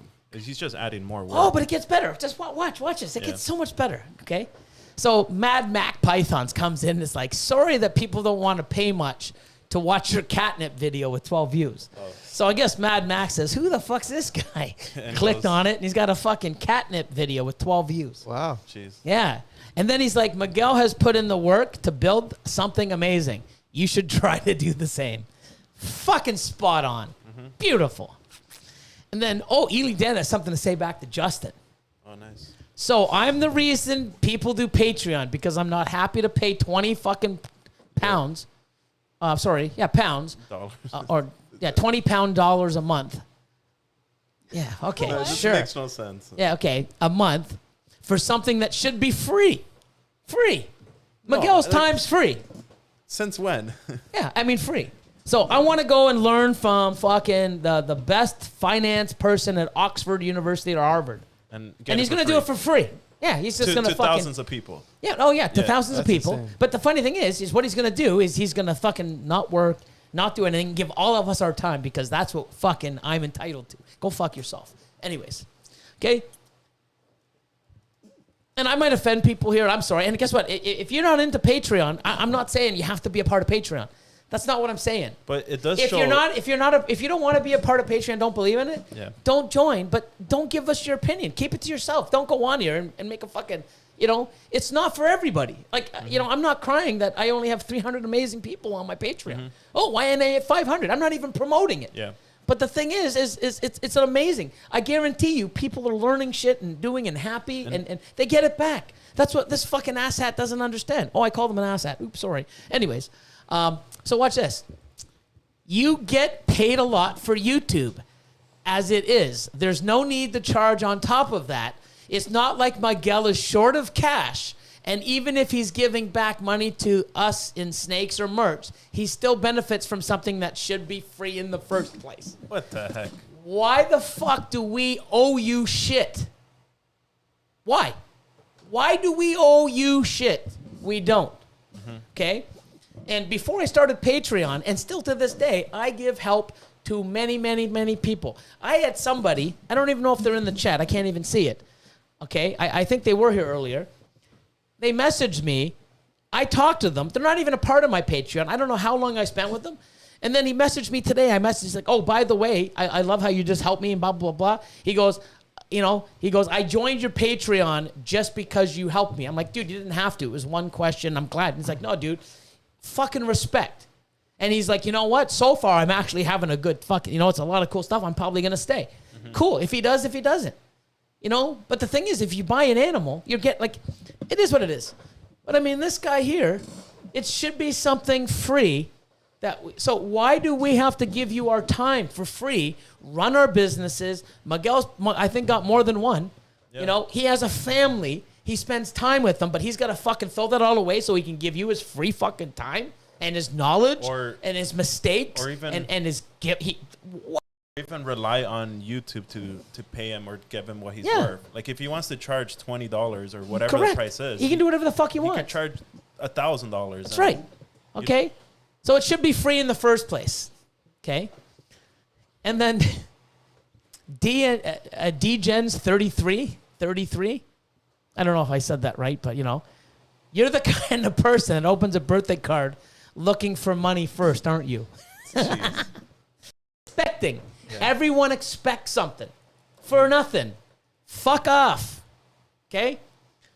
And then always evolving. Miguel, laugh my ass off.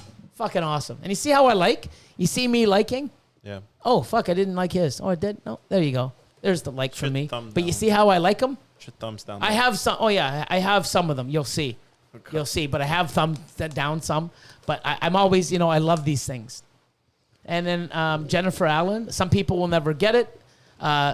They can't. They don't want to, no matter how much and how many times you try to explain things. Know the people that get you and get it are the people that won't have to put as much effort and time explaining the stuff over and over. Okay, Brian Greer, should be free. When did you become entitled to someone else's time and effort? Exactly. Did I not put a like? There you go. Here's another fucking like.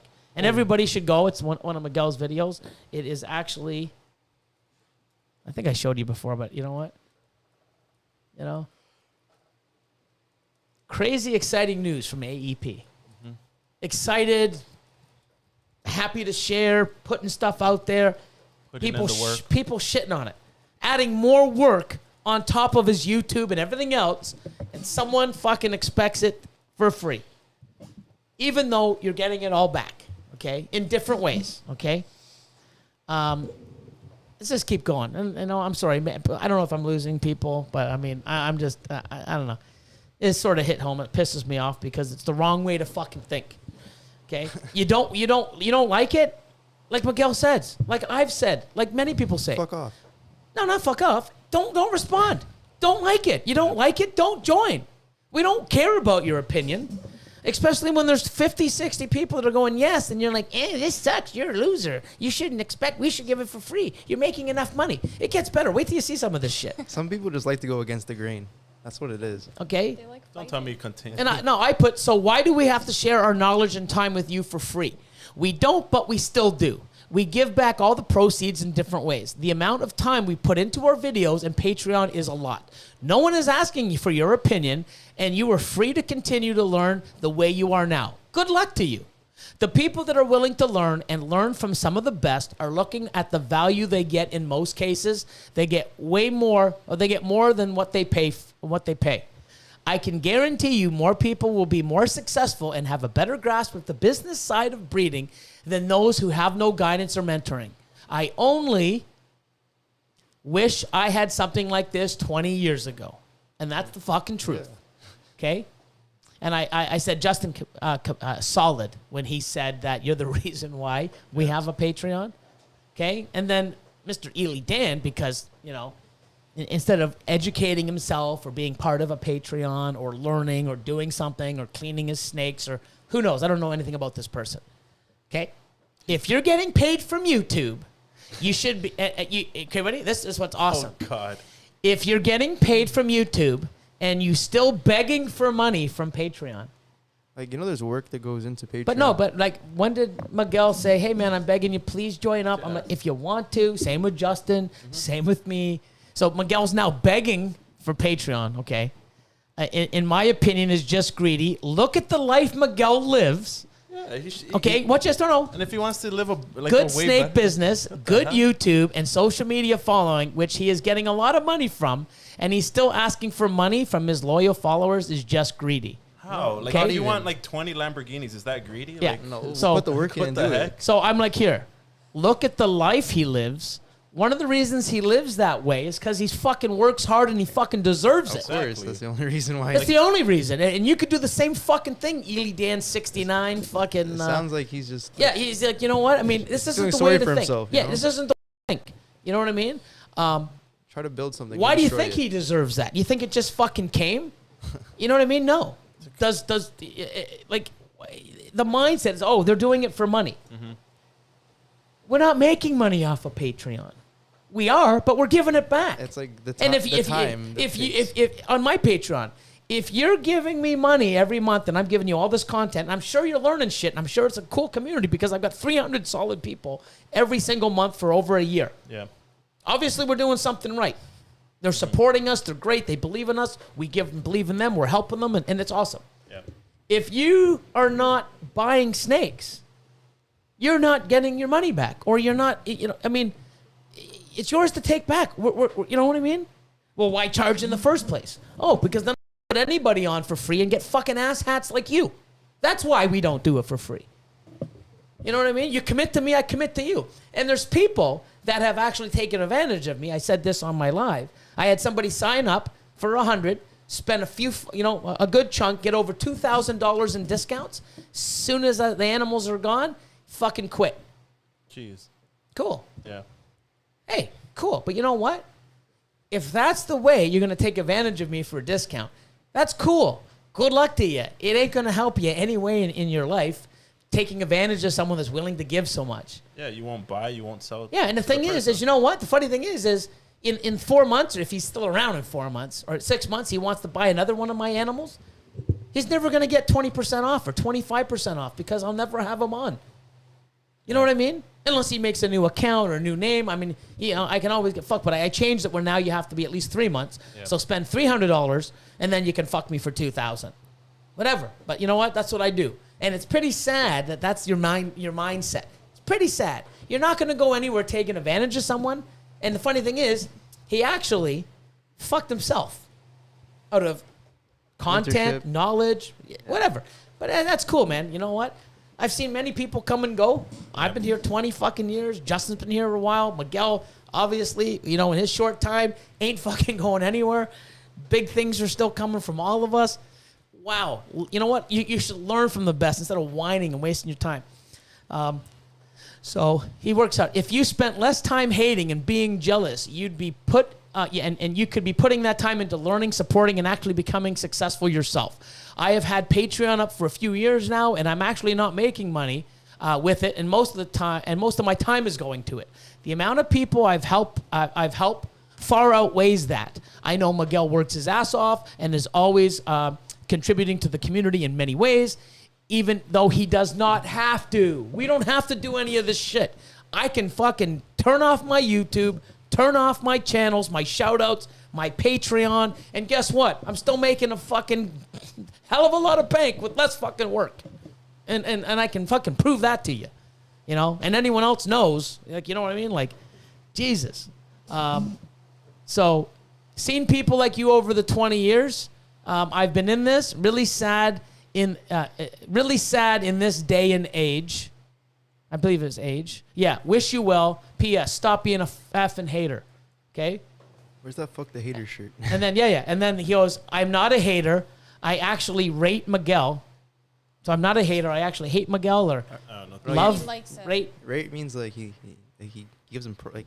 Like it's credit. But can't stand greedy people. How the fuck's he greedy? He's giving you your money back. How do you? He's giving you his time. Greedy, yeah, I don't understand. It makes no fucking sense. It's greedy to think. And I'm like, he's definitely not greedy. You can hate what you hate. Try turning your hate into something more positive. I hate people like you with your comments, and I do, and mindset. But instead of hating on you, I'm trying to talk about what and why I hate and try to educate and change the mindset of people like you. Okay? Hopefully one day you'll get it. Good luck. Okay? And then it's like, I never understand why YouTube was feel the need to have a Patreon when YouTube pays them already. You know how little you get paid? How much do you think people get paid on YouTube, man? Yeah, but it's not that. It's not about getting paid. You know? You know why? Here's the thing. I don't make that much money on YouTube. I make a hell of a lot more on Patreon. But guess what? The Patreon money goes back to people that buy animals and my time. I'm not really making money. I'm doing giveaways. I've given away over $10,000 worth of animals, and $5,000 in merch. I've got $4,000 worth of fucking ARS racks that are being raffled off for free. Not even part of my page. It doesn't even say it. I'm just giving them away. Spin to win. Someone wins a fucking rack. Another one wins a rack. Wow. Cool. Yeah, I'm making lots of fucking bank on Patreon. Anyways, what the hell was I saying? YouTube pays them anyways. Makes no fucking sense. It drives me nuts.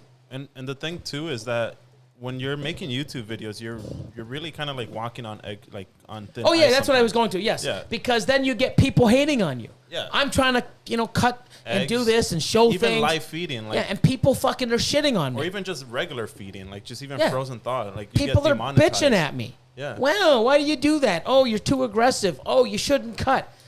I don't want to put content out to help people. And fucking half the people are fucking, hey, thanks for the help. And other fucking half the people are like, oh, you're bad. Oh, you're fucking money hungry. Oh, fuck off, YouTube people. You know what? I don't mean everybody, but I mean these YouTube people. Trolls. The trolls, the call negative trolls. people. And then Ernesto Vargas. Patreon is a way better interface. It's half the percentage of what YouTube takes. Easier to find content, doesn't get lost on YouTube, and you don't have to deal with the whiny people or trolls like you, like on YouTube. Yep. He's one of them. But, and always evolving. Well said, man. I got to give him that. Very well said. I already give him the plus up here. What a hater comment. This is Thoroughbred Balls. If you don't don't subscribe and move on. Your hate is definitely not welcome here at all. 100%. Another fucking like. Oh, I've already liked it. And then he has to keep coming back. How is that hate? Surely makes sense, right? Why would I want to pay for something that costs him nothing to make? What the heck? Why isn't someone's time, education, lessons, why is that not important? And the thing is, like, he has people that he has to pay too. He has an editor. Editor? He has a team, there you go too. Miguel has an editor. I have a fucking editor. Yeah. Wow. We got equipment to fucking pay, better cameras, something breaks, time, effort, money. Like, oh my God. Like if Miguel Don't was be running, like this person. If he was running everything, like it would be so much work. Yeah. He needs a team. Yeah. You know what he would say? If he didn't have a team or didn't have the funds or didn't do this or didn't want to do it or didn't want to give a shit, he would say fuck it and just do his ball pythons. Yeah. Because at the end of the day, ball pythons make us the money. If you did it right and learned from us, you would see that and make money yourself instead of fucking sitting here crying for yourself and having 12 views on his what? What kind of video was it again? Catnip. I'm not even going to watch it. I'm not even going to bother because I have better things to do with my time, even though I shouldn't be giving you the time here. But I'm not giving you the time. I'm giving other people that's out there, don't be negative like this, okay? You don't like something, not even Patreon. You don't like the way someone cuts with a razor? If they like it, leave them the fuck alone. Who cares about your comment? If you don't like to do something, simple, don't do it. You won't see me going on saying, hey, you cut with a razor. You're harming them. You shouldn't do it this way. You should cut like me with a fucking scissors because that's the best way. You'll never see me fucking doing it ever, even in the past or in the future. There's a super chat. Oh, is there? What does it say? It's from High Desert Pythons. Antoine, my man. I got thousands back in Texas after listening to Ozzy on Billy's Patreon. I made 10 times the money I spent on the platform. Yep. And then what about the animal I fucking just sent you? You gotta forget about the animal. I sent him a fucking awesome enhancer, het clown, 50 or 66% genetic stripe male. And you can't bring that into the super chat, man. bro. Or even the fact that Catherine won the ultrasound. Oh, he did, of course, at the beginning. Okay. Come on. Yeah, even the ultrasound discounts. That was pretty cool. You know what I mean? Through Patreon, you save $7, $8, up to $1,000 on a fucking on the same ultrasound that everyone else has. Because wow. You get a lot more. Yeah, but you know what? We're just fucking making money. Like wow, it's crazy, man. People got to be positive.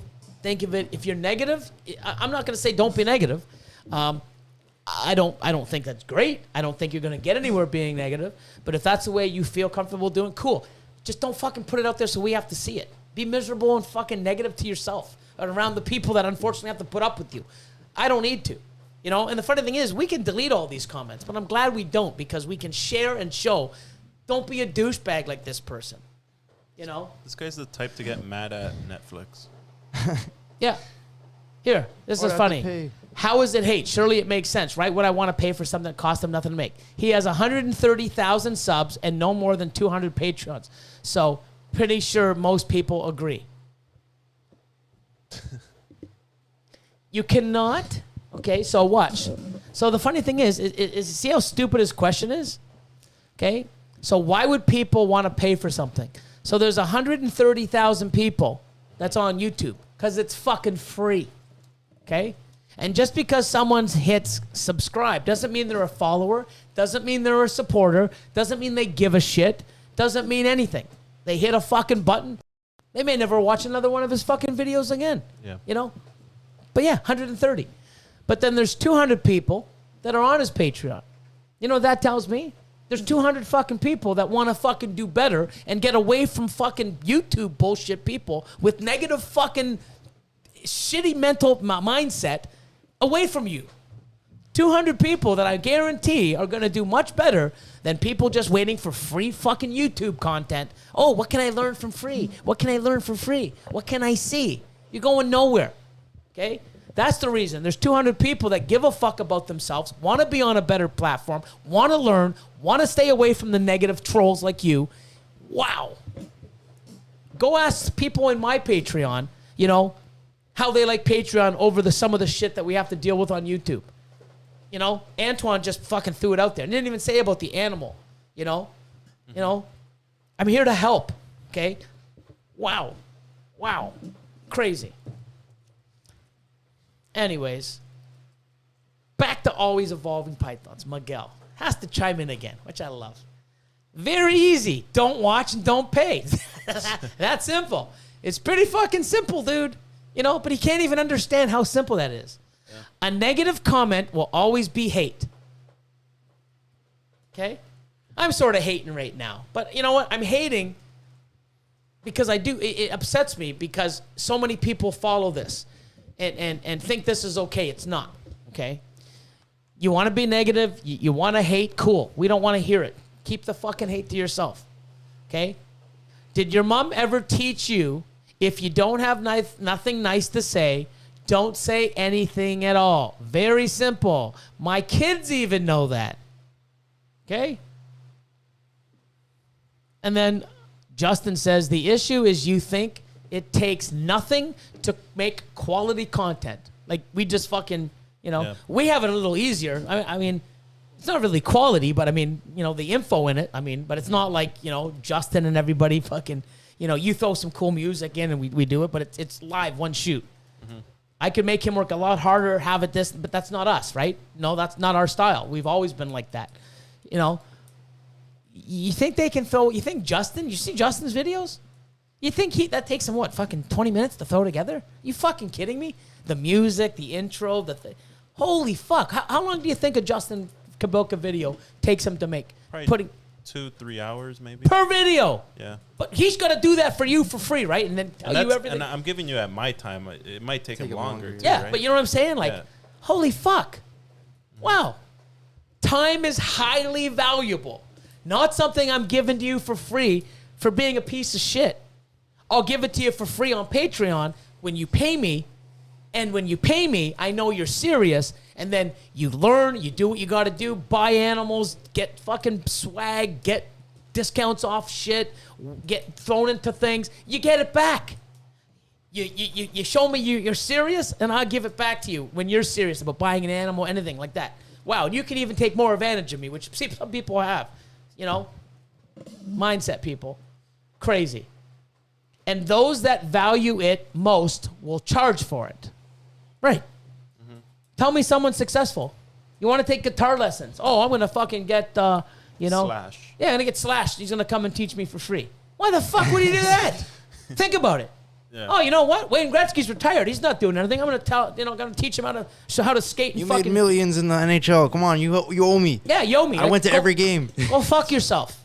People, wrong mindset.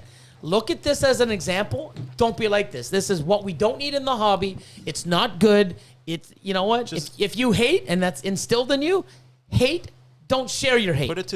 Keep your hate to your fucking self. No one wants it. No one wants your trolls. Nobody wants your input. Everything you're making is so stupid. It is. It's stupid. And I'll say it. It's stupid. Like, imagine someone like taking a martial arts class.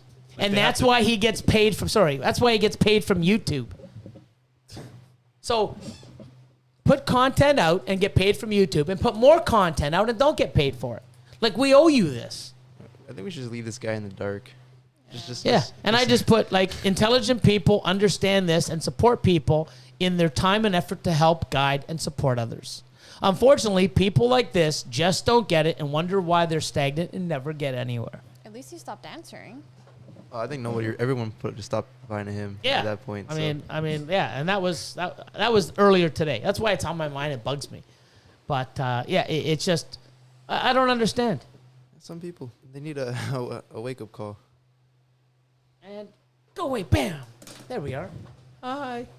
What's up? I need some air, man. Hot in here. Is it just me? Yeah, it is. Yeah. Yep. Oh, it's frustrating. You know what I mean? Like, everyone's entitled to do their own thing.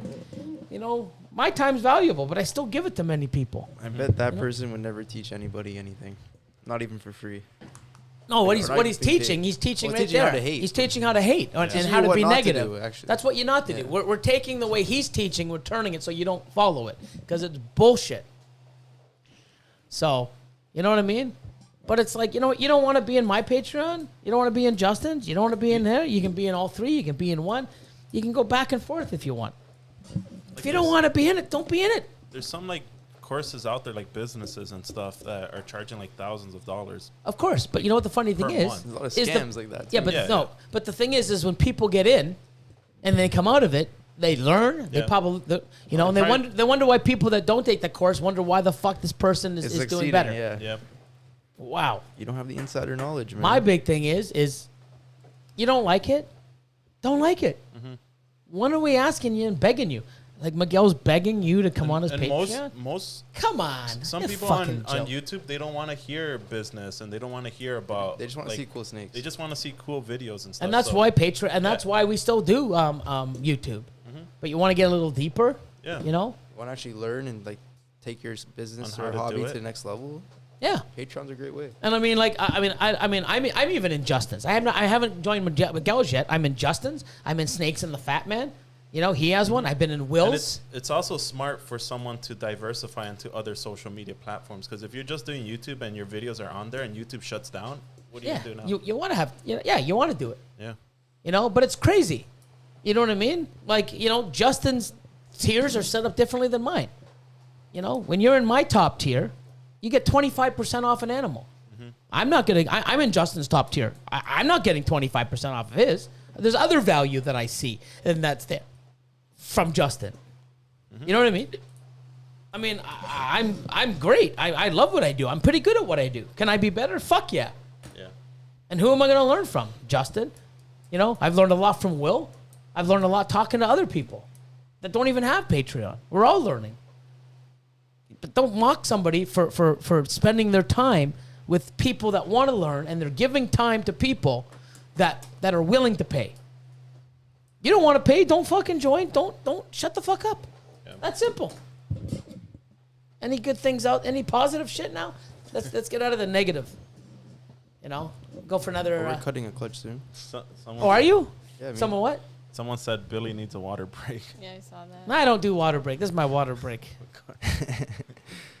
What clutch? Yeah. What That's clutch? right. Come on. We It's have with you. pied to a special. So he doesn't even know. We have a lot. Oh yeah, we have like maybe like 15 to 20 clutches together this year.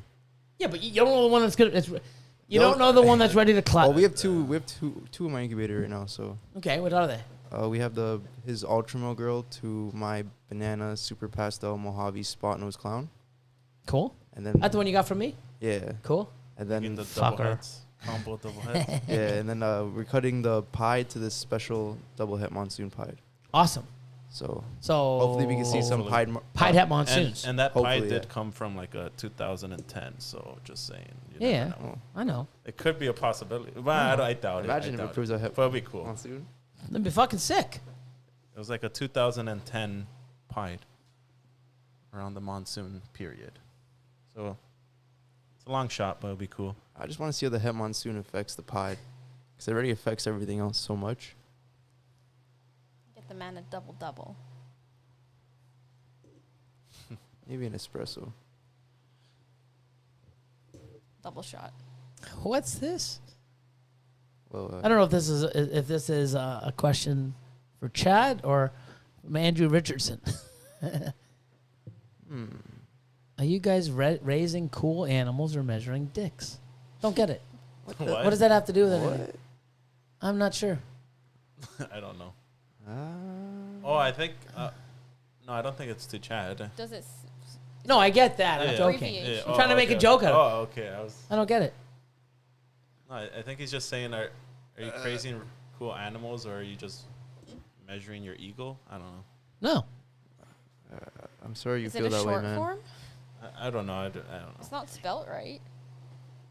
We just talked about not negative. I don't know. I comments, mean, man.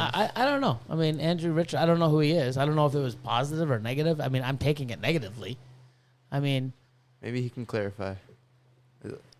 I mean, just to put it out there, dude.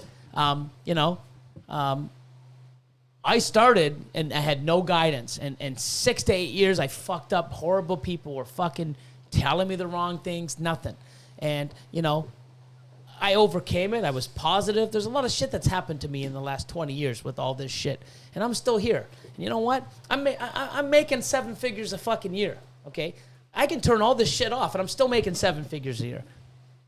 Maybe even more. High 7 figures. You know, I don't need to do this. I'm not trying to measure my dick. I'm raising cool animals. I'm here to teach other people to do what I've done. Okay, because it wasn't fucking easy. So I'm not trying to, you know, measure dicks. It's just Justin's fucking amazing. So is, you know, look what Miguel's done. And we've all done it differently. Not trying to fucking, you know, measure dicks and who's better. I mean, I'm not going on there. I don't know where that came from. But you know what? I mean, I'm here because I want to, and I like to give back. And anyone that fucking knows me and has followed me for a year, seen my journey, see what I'm about, wow, dude. Wow, man. You know what? Wow. And you know what the funny thing is? I don't know, but I can guarantee you one thing, dude. If I whip mine out, I guarantee you it's fucking bigger than yours. I can guarantee you that. Fucking guarantee you that. That's a no fucking brainer there. I'll put my money on that any day. Anyways, Mad Mac Pythons. There we go. That's the guy that put that awesome comment up.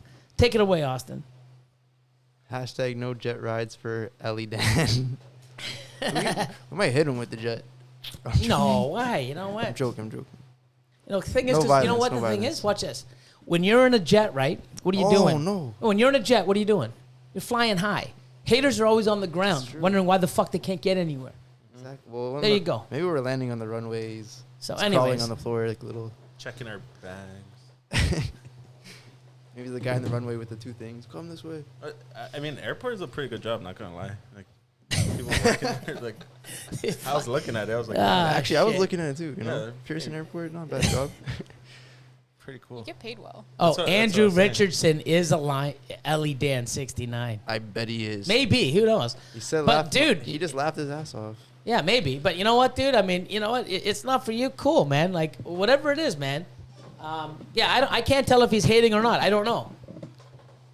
Wait. He said, love most content, so much hate and I think he's a good guy. Discontent. Cut some eggs, raise good stuff. I think he just didn't express himself properly. Oh, okay. So, yeah, I mean... No hate at all. Okay, cool. I don't know. Andrew, we the love thing you, is, don't it's worry. like...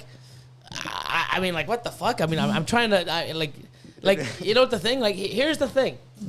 I don't know what Miguel makes. I don't know what he does, but I've seen the animals he produces. I've seen what he's...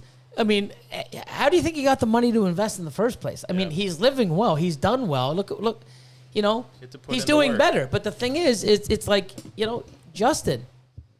If Justin never puts out a Patreon or a YouTube video or a fucking social media post ever again, he's still making millions of dollars a year fucking selling. You know why he does this? Because he wants to teach. He wants to promote. He wants to promote himself. He wants to share and how people see how he is. And wow. You know what the funny thing is these people, like myself, we do this, and it's not for the money. Because the money's in what we're showing you how to fucking do it. And if you fucking took your head out of your ass and you listened and watched, or even not even with us, you just watch and educate and learn, trial and error, put yourself in my position. Because 6 years I had to learn very hard fucking lessons. No one was there saying, hey, I couldn't go on and Google shit. There was no fucking social media. Okay? So, wow, man. It's crazy. It is crazy. It is crazy. We can turn everything off. You think if Miguel doesn't do YouTube or Patreon, you think he ain't balling, motherfucker? You think if Justin shuts off his YouTube and stuff, you think he's going to be hurting? You think I am? Hell no. Stupidness, the way you think. Like, we need this. No. You know what? You know what we do need? And here's the honest truth. You know what me, Justin, Ozzy, Miguel, all of us big breeders, even you guys starting out, you know what we do need?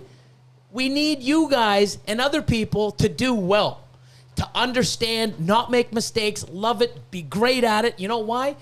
Who the fuck are we making all these $20,000, $30,000, and $10,000 and $5,000 snakes for? People that are fucking not making money and fucking going through the shit I did the first 6 years? Kyle has a good point there. What does Kyle say? Role Ambassador Reptiles. I think he's here, man. I think we all need to take care of each other before governments take everything from us. No, he's talking about like the reptiles too, like not even. Oh rights. Yeah. I just thought you meant that. The rights and stuff. Yeah. But still, like. Yeah, we need to take care of each other, man. We need more positivity, like less people bashing each other. Like, why am I trying to make fucking animals that are in the tens of thousands and 8,000 and 10,000?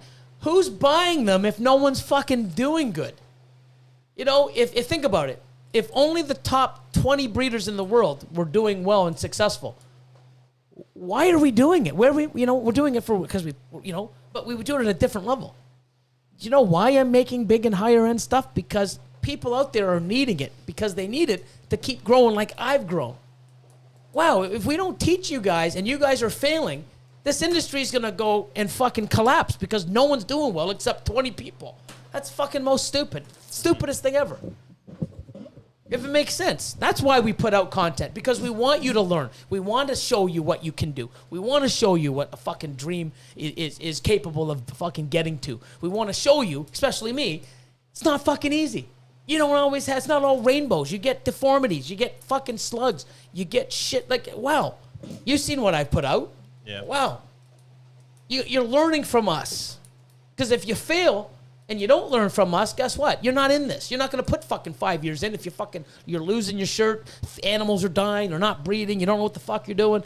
You teach you how to brand and market and give you shout outs so people know who you are, or give you positive and positivity and pick you up.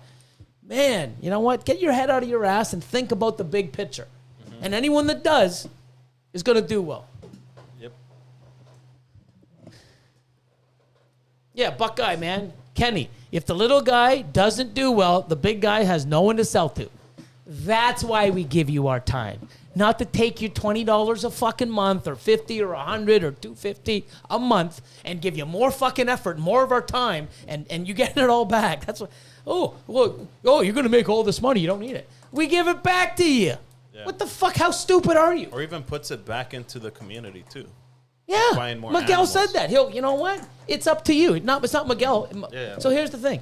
Miguel said, whatever you want to do, all the proceeds that you give me, you can take it off when you buy an animal. You can donate it to this. You can give it to USARK. Whatever the fuck you want to do. It's your money. Mm-hmm. Oh, but Miguel's making... It's how he's that fucking stupid. He can't even understand fucking the concept of it. Yeah. Fuck, man. Ellie Dan 69. You know what? Fucking donkey. Baller's Garage. Can you make me a super asphalt leopard Enchi male? Who couldn't use one, brother? Super asphalt leopard Enchi. Super asphalt. We don't have any. Oh, we could make some this year. Don't we have super asphalt, super Enchi leopard shit coming? Possibly. Yeah. We have super Enchi leopard, super asphalt, firefly. Yeah. Yeah, that's exactly what we're gonna. But when I get it, it ain't going anywhere. I'm keeping a few myself. Yeah. You know. Amy Giramonte. One of the half, probably the better half of Sal. Sal admits it. Huh? Sal admits it. Of course, he's a smart man. Happy wife, happy life. Exactly. More snakes. Yeah, more snakes. What the heck? I'm gonna say the better half of House of Gaia Pythons. 699. 60. I don't know. I just see the 69 there. Buy yourself something pretty. The laughing emoji. You can buy a pack of Pokemon cards with that much. Yeah. You know what the funny thing is? Get Kyle Hoffman on the podcast. What did we say? What was it? Was it last week? Yeah, literally. What did you say? Get Kyle on it real Yeah, fast. of course. And the funny thing is, I've known Kyle so I've met Kyle. Kyle's crazy. Ultramel clown stuff. You want it? Kyle has it. I probably shouldn't have said that because I'm going to want some. Yeah, everyone's going to want some. Way to go. Fuck our chances up now, bro. Well, at least Kyle's going to get some really cool sales there. So. Yeah, no, Kyle's awesome. I mean, we talk, every 4 or 5 months when I have ghost clown shit back in the day, hey, and back and forth. And he peeps out every once in a while. But I met him in 2016 or 17. I remember walking to his table at Tinley, and I had my mutation creation. He's like, hey, you're that guy from Canada. I'm like, yeah. And I looked down, and he had VPI lightning pies. Damn. Oh, geez. Yep. And I think it was a 1.2. If he's still on here, he'll back me up. And there was three of them. And I think he was sitting down, and I'm like, hey, how's things? He's like, good, man. I mean, I already had a great sale. It was like $10,000 or $11,000 for those 3 snakes, US. Kyle's crazy. Yeah, and that was 5 years ago, man. It was either 16 or 17. If Kyle's in here, Royal Ambassador, Reptiles, rawr. Go check him out on Instagram. He sent me some of his pairings, and holy cow, I don't want to tell anyone, but he has some really nice stuff coming out. A lot of Ultramel stuff, Ultramel Clown, Ultramel Pied. This guy's insane. Kyle Hoffman, man, RAR, Royal Ambassador Reptiles. Is he still on here? If not, I mean, you know what? But yeah, I met him, and yeah, it was pretty cool. Mm-hmm. He's got some crazy stuff. Yeah, and that's the thing, man. Like, you know. Oh, I have one too, High Desert. Nice. Butler's double het what? Ultra Clown.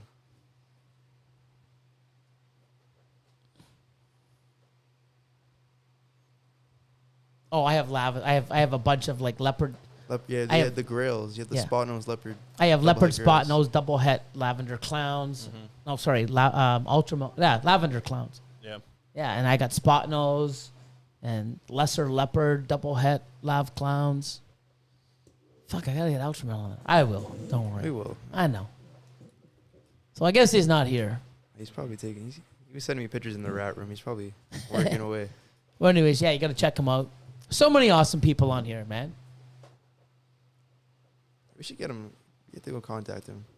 Yeah, well, you said that. Like I said, you said that. Like we should, man. Actually, next week we got Greg West from Cornell's World. Nice. Yeah, Another Canadian. Nice. Greg West, Cornell's World. He had that TV show. Yeah, he did. You know what it was called? No, Scaled. Yeah, it was pretty cool. You can find the episodes on YouTube. Yeah. So he does awesome, crazy stuff. Where we get all the cool incubators from. Yeah, that's where I get all my incubators from. Your Inkies. My inkies, yeah, man. Yeah. Ultramel Batmans. The Inky Room. Thank you.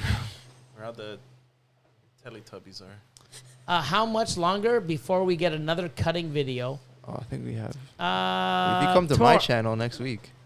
I got one tomorrow, the day after. Do we? Oh my God, it's we due do. on the 24th. I totally forgot. Here's the thing with the egg cuttings. When they come, they're going to come in like It's going to be like a flood. It happened last year. It was like literally 2 videos a day. They are coming. They're coming. A monsoon? Oh, we're going to hit a lot of monsoons Probably this some year. monsoons this year. No, Maybe you some get it, monsoon like- pies you guys are going to see. So you guys have to. You got it. Thanks. So you know what's cool? 110 people still here. Yeah, we're just. No hate. Mm-hmm. And we're on YouTube. Surprise. Surprise. Hope all you guys have a great 420 tomorrow. Wow.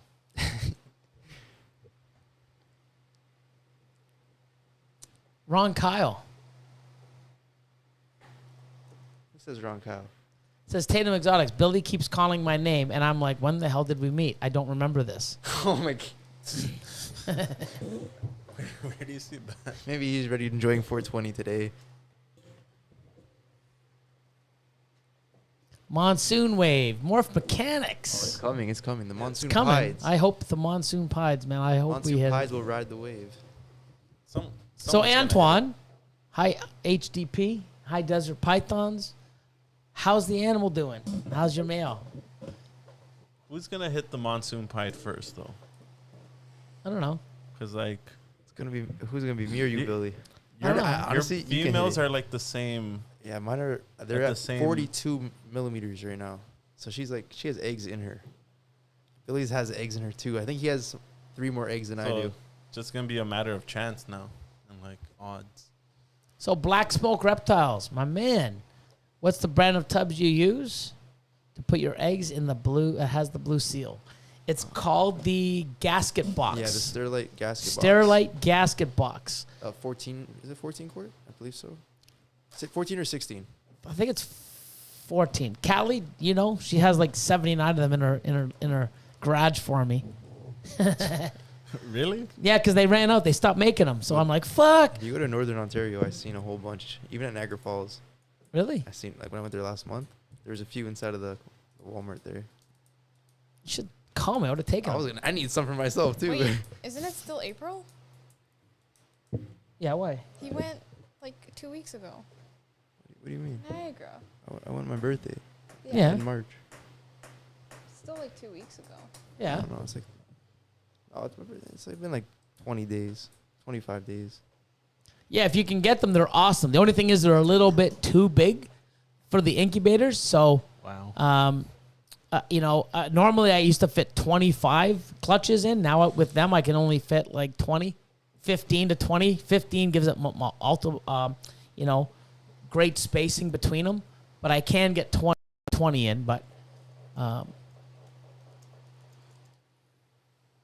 see.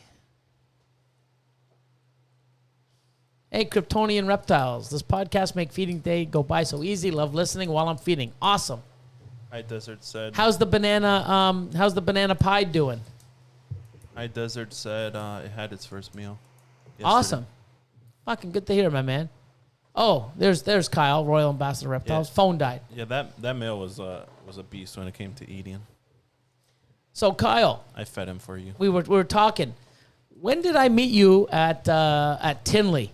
2016 or I think it's 2016. 2016 or 17. I'm going to say 16. When I came up to the table. Oh, they're 12 quart. I came up to your table and you're like, "Hey, you're that guy from Canada," because I had the shirt on. And I'm like, "How's you doing?" You're like, "Oh, I had a great day." You had those 3 lightning pied, a 1.2 sold for like 10 or 11K or something. Could have even been more. I think it was, I think Justin visited me for the first time in 17. I'm going to say 16. 2016. Look at that. Kryptonian reptiles. Great. Took frozen, thawed, weaned rat. Just like that. Okay, rub it in. I'm getting another Ultramel clown tomorrow. Fucking guy, man. This Fucking guy, he has the most Ultramel clowns than anyone I've seen. He's probably going to make the most this year, so. Wait, is he getting it like, Oh, he got that crazy one. Oh, no, wait, he got it from. He got that pinch. I think, was it? I think it is. He got some crazy Ultramel clown for like a steal the other day. Was it him? It says maybe, I don't remember. It was definitely. It was either 16 or 17. I'm going to say 16. I'll stay with 16. But he's one of those guys who's everybody's sleeping. Sleeper, yeah, but no, he's known. I mean, he has some great shit. I know, but but the stuff that I mean, he's a terror. He's up there. Watch. He's at the top. You watch, man. So. It is the pinstripe one. So yeah, man. That one like popped up on Morph Market. And within a minute, it was gone. And he got it. Kyle, yeah, well, he's smart. Kyle's he's attacks it. Don't worry. The next one that pops up, I'm ready. So Ultramels, go to Kyle. Oh my God.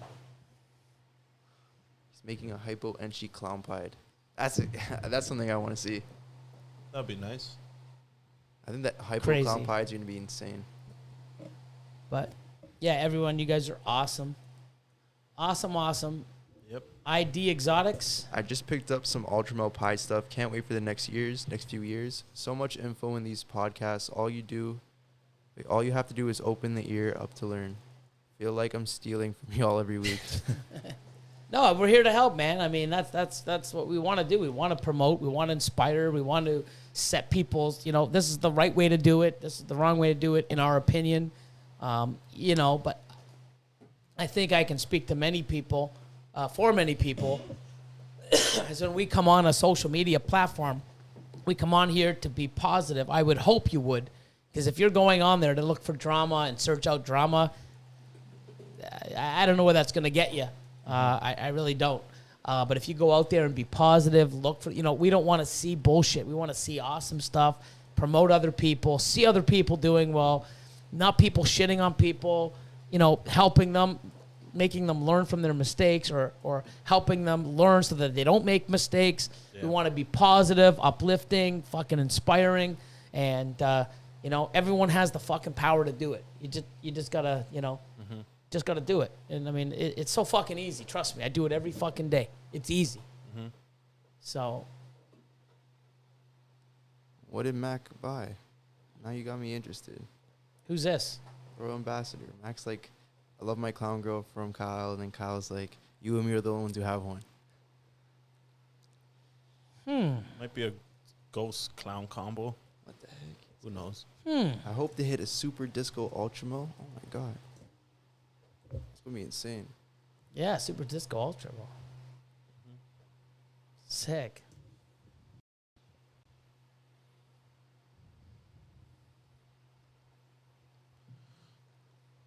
What is the direction for DG? That's Andrew Richardson. What is the direction for DG? There's so many. I mean, I really love it in pied. Yeah. I have DG pieds. I have enhancer pied. Well, I don't have enhancer pied yet. I'm going to be making them. But I love it in pied. Pied, it's insane. I love it in pied. Look at that. Kyle says it's a spot nose pastel disco clown. That's crazy. That's pretty crazy.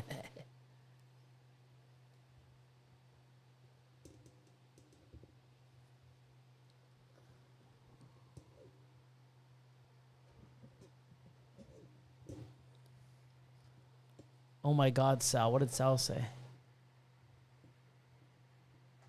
I don't even see it. Oh, there it is. How's the guy at the top? We've been laughing, eating olives, and riding donkeys. He's talking about Italian people. Oh. We're talking about going on a trip to Calabria. Oh, Okay. that's funny. Wow. Oh, he needs some enhancer pies. You might be able to get some Ultramel clowns, Billy. Trade him some enhancer pies. Oh, yeah. Or some heads. Or something. Or yeah. Sick. But everybody needs enhancer pies. Yep. There's Bergman Reptile Room. Yeah, there's so much cool stuff to do. I mean, like, we could sit there and talk about there's so many cool projects, so much stuff. Mm-hmm.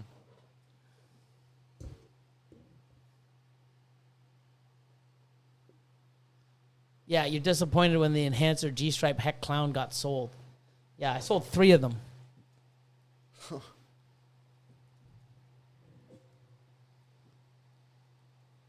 Yeah, I got one back. Be a lot more. Oh yeah, I got one back. He's breeding. Yeah, I've got like so right now, if that one no, it is 100. No, it's not. So we have is it 1 in 16? No, it's probably more. The pinstripe clown het enhancer, 50% het G-stripe to the red stripe G-stripe het enhancer. Oh yes, she's gravid with like 7 or 8 eggs in her. It's a crazy clutch. So we'll actually have Pinstripe, red stripe, G stripes. What's that? Pinstripe, red stripe. Look at that. Pinstripe, red stripe, G stripe. That's cool. 3 stripes. Yeah, if he proves out, We got to call that something cool. we can call it Tri-stripe. false tri-stripe or So The real pinstripe, tri-stripe. tri-stripe. No, not tri-stripe. Pinstripe, red stripe, G-stripe, enhancer, 50% het clowns. 100%. Oh, 100% het clowns. So Fucking so sick. three stripes in the mix. Look at this guy, Antoine over here. Antoine, big hits. This guy's he's just flexing on all of us right now. Big hits this year, hopefully. Lesser Hurricane Clown, Super Stripe Desert Ghost, Red Stripe Pied Het Clown, and Banana Exanthic Clown. Look at you, buddy. That's it. I'm joking. Oh shit! I'm joking. He's like, yeah, I got all these, man. That's it? Yo, bro, I thought you were kidding, I'm flexing. kidding, Come I'm on, kidding. man. Fuck. I just sent a package out to newbie for those. Just joking. Fuck. I hope you hit it, bro. Yeah, I'll be sick. Lesser Hurricane Clown. That's probably my favorite out of the bunch. Call it, you're out. Oh, the 3 stripes. That's actually a good one. His dad jokes are on point today, or they're always on point, but 3 stripes, you're out. yeah. 3 stripes, you're out. Oh my god. That's sick. Yeah, that'd be cool. But Alfredo Franco. Go ahead. This is a bad prediction, but shout out Billy, Austin, Elion, and Catherine. Billy, I need you to amp up on the egg cutting. You're going to beat Austin this year. You're going to be Austin. You know what? You're going to be Austin, man. You're not going to beat me. So, like, he couldn't even write beat because he knows it was a lie. Can't beat me. Those are fighting words. No. We'll see what happens. We'll have the first race. Well, we had the first race, but it kind of didn't work out. So we'll have the first official race this week, I guess. Yeah. See what happens. 6 eggs? 8 eggs? 8 eggs. Yeah, it'd be cool. What's the pairing? Oh, I'll just Oh, I know what it is. It's the super vanilla, pastel super vanilla female to the vanilla cream, enchi, orange dream, cinnamon. The same one that Sal has. It's the same one that Sal has. Yeah, Sal has another one. Cool looking male. So everything's gonna be double allelic. Yep. So everything's either gonna be. Super double allelic. It's gonna look nice. Pastel, vanilla or fire. You can't. And cheese. You have a double allelic male to a super. There you go. Yes, So everything's everything's either gonna pastel vanilla, So everything's either cinnamon, Gonna be, pastel vanilla, enchi. Has to be one of those three. No, it has to be the minimum. It could be Pastel vanilla enchi or pastel vanilla cinnamon fire. It doesn't have to be pastel though. It's a super pastel. Is it? Super I thought pastel, it was just super the vanilla. oh shit, it is. I thought it was the pastel super vanilla. No, let me check. I'll go on my. This is why I think like. we have two. We have two males, like two females like that. So if I go here right now, I'm gonna just go boom, boom, boom. No, it's not the super because this one didn't prove out super pastel. Remember? Oh, wrong one. So if I go Husbandry Pro, sign in, and if I go to incubation, 8 eggs. Oh, super vanilla. So Yeah, see, there's Oh, it's not even. pastel. So yeah, It's not the super because remember we have the super pastel, But it super didn't prove out. vanillas, but we didn't hit pastel and everything. Yeah, so it's the minimum. There's you something can- else going on in that though, because that doesn't look like a. Remember that other one, but this is a different animal. So super vanilla, Vanilla and the orange dream, cinnamon, enchi, vanilla fire. So minimum you can make here is either going to be a super vanilla enchi, a super vanilla cinnamon, a vanilla cream enchi, or a vanilla cream cinnamon. And add OD into the Add mix. orange Orange dream Dream and in the Add some fire. no, fire is already there. Oh yeah, fire's already going in. So orange dream. That's gonna be awesome shit. Yeah, it's It's gonna crazy. look cool. That's insane. Like That's just with cold doms too. yeah, so big hitters right there. Be Pretty nice. cool. Oh look at that! Damn, I was rooting for Austin to win again, but I kind of really want Billy to beat him. So it By stings a once little one bit. stings. Way to go, ballers! Bam. Oh, you know what? It's not gonna happen. Yeah, you know what? I'm positive. Man. How's it gonna happen? I'll look for a referee shirt I'm and I'll looking- wear it in Yeah, every you single know what? video. Go get like a Foot Locker shirt. So look at Brian Bodie fucking killing it. I should have Batman's 100%, Batman 50% sunsets, sunset pies, and sunset clowns. I want to see the sunset pie. I hope that really changes the sunset. I hope it really pushes it. I hope it just doesn't like. I think hope it's orange because pie brings back a lot of colors. It you does. know? I hope so. Yeah. Still a lot of potential. I think it would be cool to see it implied into other things too. Monsoon would be nice too. Yep. But no, everybody, it is almost 10:45. Jeez. A little Oh, late today. Pretty good. Mm-hmm. No, you guys are awesome. Thanks for putting up with us and letting me rant a little. But it's not ranting on the person themselves, sort of. But it's I hope that they understand and like wow, if like Miguel said, if you have nothing nice to say, don't say it. There's no sense trolling and putting a fucking shitty negative comment, when, it just ruins everybody else that's positive on there, that's supporting. Mm-hmm. Like, what do you get out of putting your comment on? It's crazy. Don't get it. Don't get it. Add asphalt to that vanilla combo and Billy gets added to my checking account. Awesome. Oh my God. Kyle says, Billy, when are you going to make me an Ultramel Monsoon? I don't even have them in the right now. So right now I've got a lot of Monsoon stuff cooking, but we got to make sure it proves out and stuff. Mm-hmm. I hope to have a good year with Monsoon this year. Be cool. I'm hoping. Ultramel Monsoon would be fucking sick. Oh yeah. It'll look really nice. Ultramel sunset, man. I really think that's gonna be cool. It definitely could. It's gonna bring the oranges back. Yep. But everybody have an awesome night. Yep. You guys are great. We appreciate it. Hopefully you guys learn some stuff. I know we always learn. Mm-hmm. Cool stuff coming. What else? What else? What else can we go off? Had an awesome interview with Sebastian. Yeah, That's cool. I learned. That's what I mean. I learned. That's something that I've never done, and now I have to. I can't add I can't add breeder females. Well, yeah, take your time with it, but it would be something cool. Yeah, but here's the thing. What do we got? 8 spaces left? 10 spaces? When I got 40 females coming over. You could always give it to us, We'll give you a cut. Oh, yeah, they're my animals. Yeah. Well, we'll figure something I'll out. take some breeders. Yeah, we can we'll figure give something. You a cut. Yeah, we'll figure it out. But no, everybody, we appreciate it. I hope you learned something, and I hope it was good info, and everybody in the chat's always amazing, and fucking chat's a monster on its own. Yep. We missed some of it. At least you guys get to read some of the stuff. And when it's a big laugher, Austin's eyes get like. I'm like, what? Yeah. What happened? Feed me in. Let me know, man. Yeah. Time for bigger. No, not right now, man. I got to learn this. This is something I've never had. I've never had it where I'm confined to a certain number. So it's a learning process for me. So good night, everybody.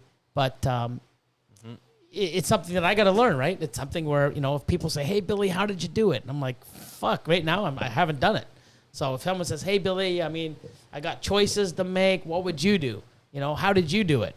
I can't answer that. I haven't done it. I just keep adding shit. Yeah.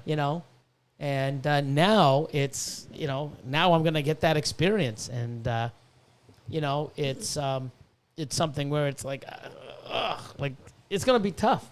The first year is going to be pretty easy because there's a lot of stuff I want to move out, some of the lower end stuff. But imagine in the following year and stuff, 2 years from now, how do I get rid of some of these fucking killer animals? It's going to be nuts. I think me and Kathleen are going to do an aftercast. Oh, snap. Oh, are you? Taking Surprise. Over. You're my phone holder. Oh, okay. I'm like... Hey, Gia Serpents, Gavin says, yeah, feel free to send some of those breeders down. I was confused. Yeah, but here's the thing. I'll be end up selling them, right? So, like Sebastian said, you know what? It's hard to get rid of, but when you give it to somebody else that it's going to do well for them, it's a great feeling also, and it's something I'm definitely going to have to do because it's I'm sort of stuck, but be cool. You know what we forgot to do? I didn't forget. What? Is it? I know what we forgot to do. What? Is it EAD. Yeah, forgot to get him to say EAD. I feel like it's only right. I think Catherine says it. Yeah. She hasn't talked much today. Go ahead. I talked when you weren't here. Go ahead. We were watching. It wasn't that much. Let's go. Peer pressure. Everyone's waiting. Chad EAD. Yeah. and not mine. Just saying. Look at Paul. Girl on girl aftercast. Nice. What the fuck, Paul? Paul. Oh, you're warped. God, I love you.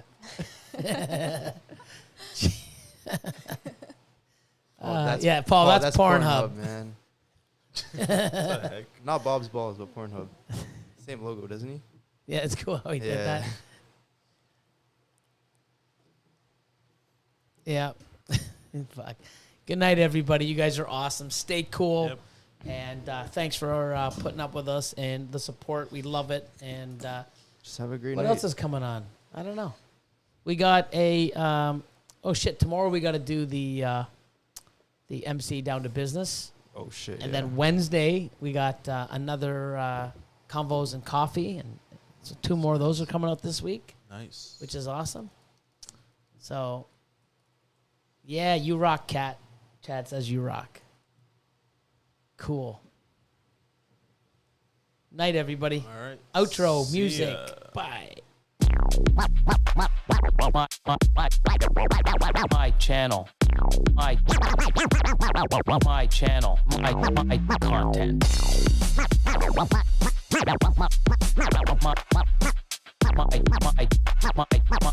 My channel. My content.